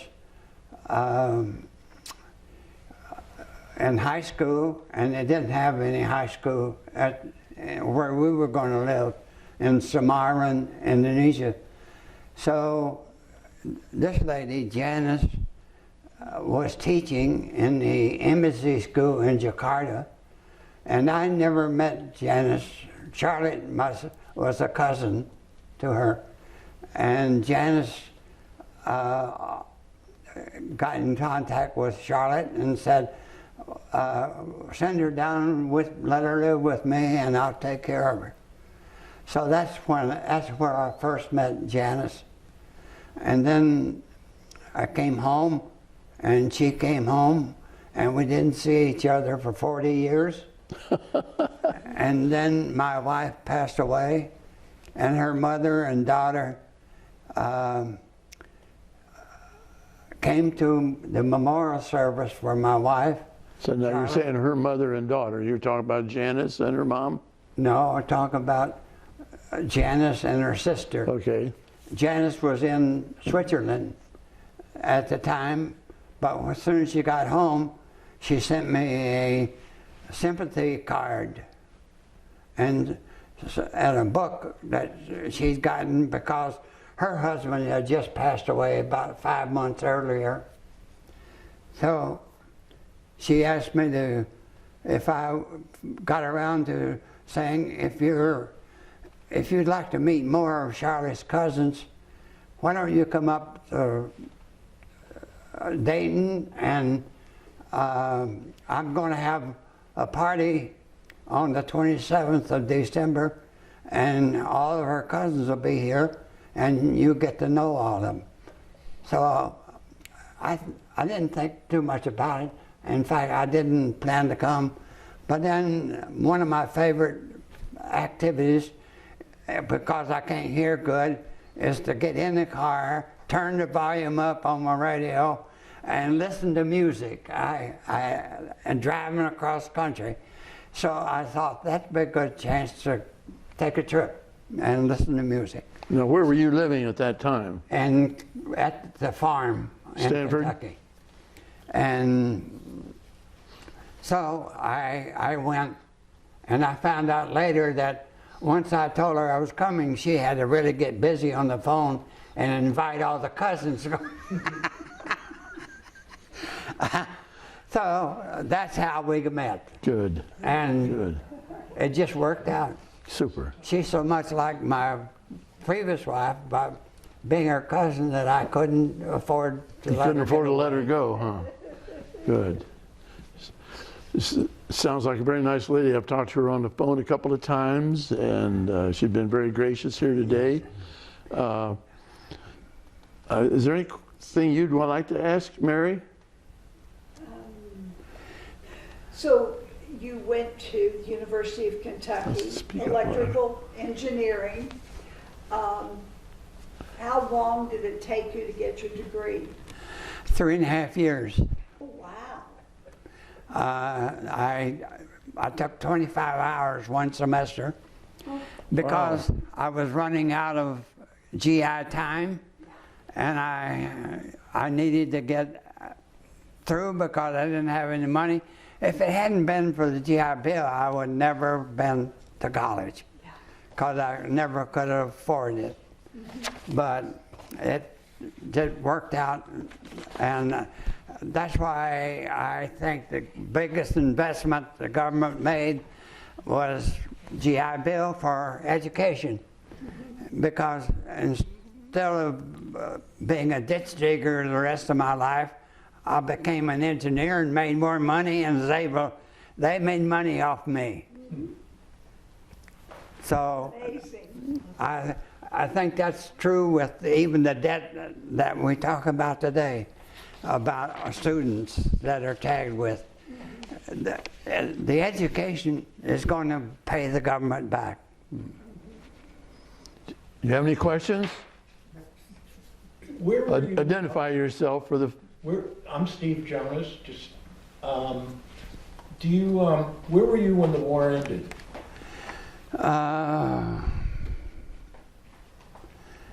In the Pacific on the way home. And that's when you heard that the war had ended? So did everybody go crazy on board the ship? This, the captain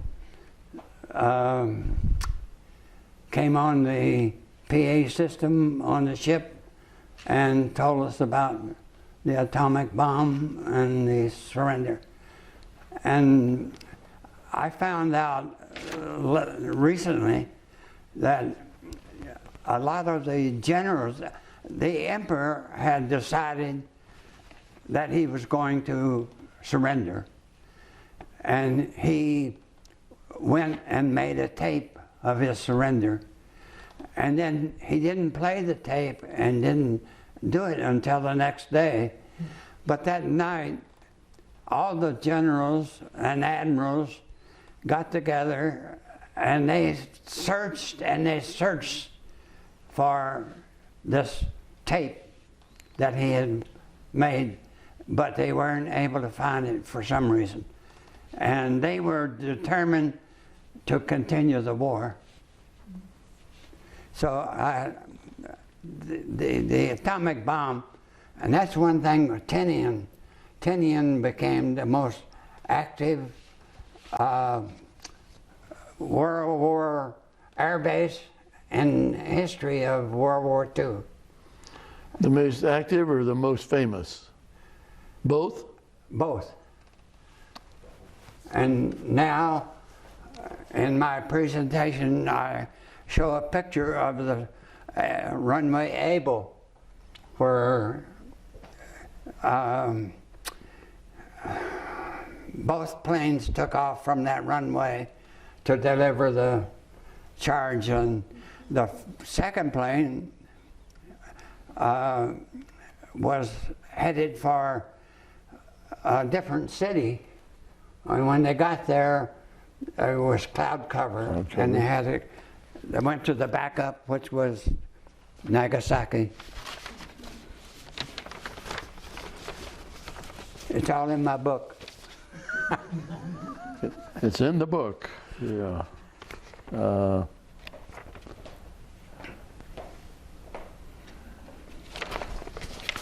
Yeah, that was, it looks here in the notes I have that the battle for Tinian was 8 days, and 4 months after that battle, the Seabees built the busiest airfield in World War II. Mm-hmm. Yeah.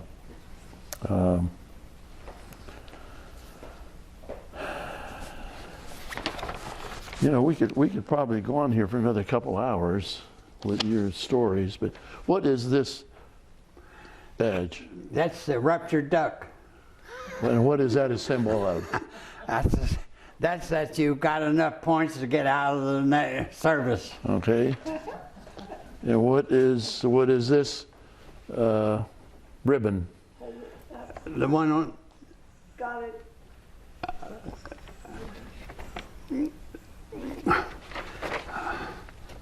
this is the Philippine Liberation.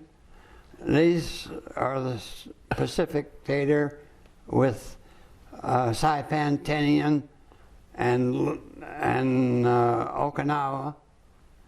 And this is the American theater. Okay. Anybody else have any questions? You know, you volunteered a couple of things here that I didn't think to ask you about, and I'm sure there's a dozen things we could talk about.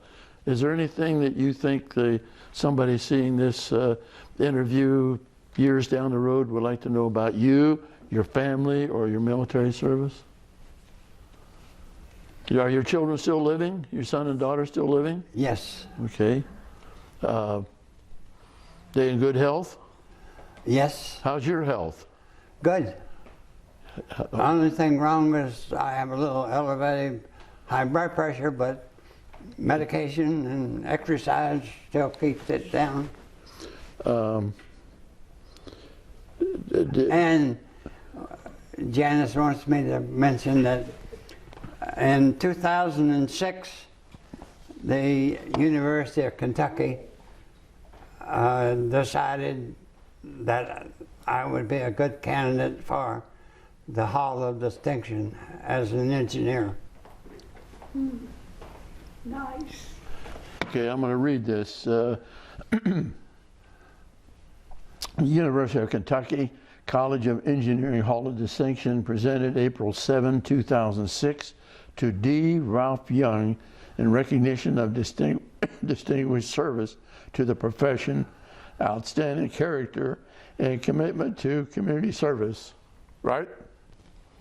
How did you know you were going to get this? Who told you? They called me from the head of the engineering department. Called me. Did they say, we're going to give this to you, or do you want this? What? No, they just said, we're going to give this to you. Good, good. Well done. Well done. Thank you, Janice. Well, I've been one of the most fortunate people in the whole world. And everything has been good. Sure. Nothing in my life that I'm ashamed of. What do you do in your spare time? What do you do to keep busy? Do you read? I know you still walk. What I try to do is talk about a war in the Pacific. My goal is to reach as many people as I possibly could and tell them about the war in the Pacific for guys like O.B. Bryan and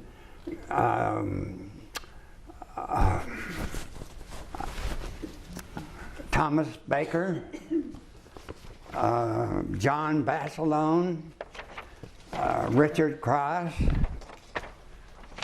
Those guys gave their lives for our country, and I don't want to see them forgotten. Well, Tom Baker was another one like the fellow that was found by the tank with a machine gun and all the Japs around him. Yes. But Thomas Baker had somewhat of a similar story. Tell us that very briefly.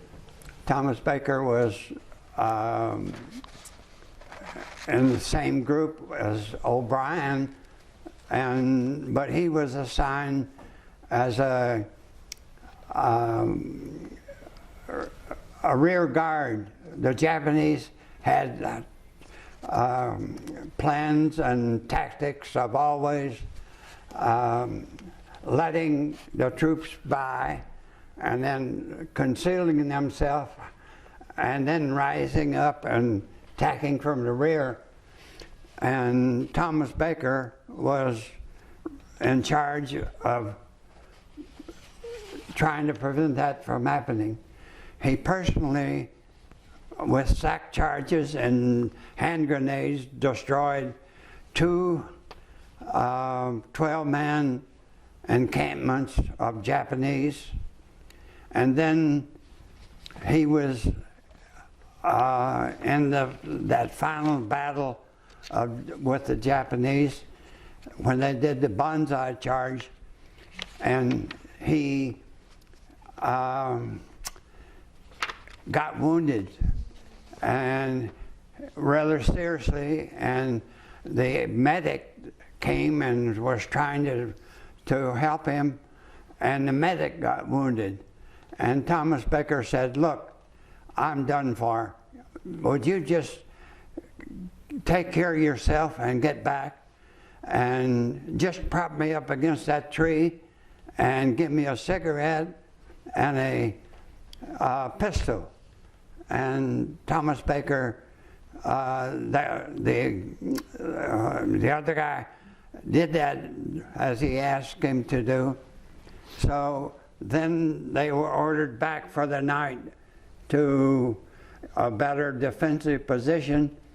And then when they went out the next morning, they found Thomas Baker still leaning up against the tree where the other medic had left him, but the cigarette butt was clinging from his lips, and the pistol was on the ground empty, and 8 Japanese were laying around him. And the pistol had 8 rounds in it. So he was awarded the Medal of Honor. Yeah, I saw that story. Well, thank you for this interview. Thank you for your service. Thanks. Okay. Thank you for your time and effort to put it together. My pleasure.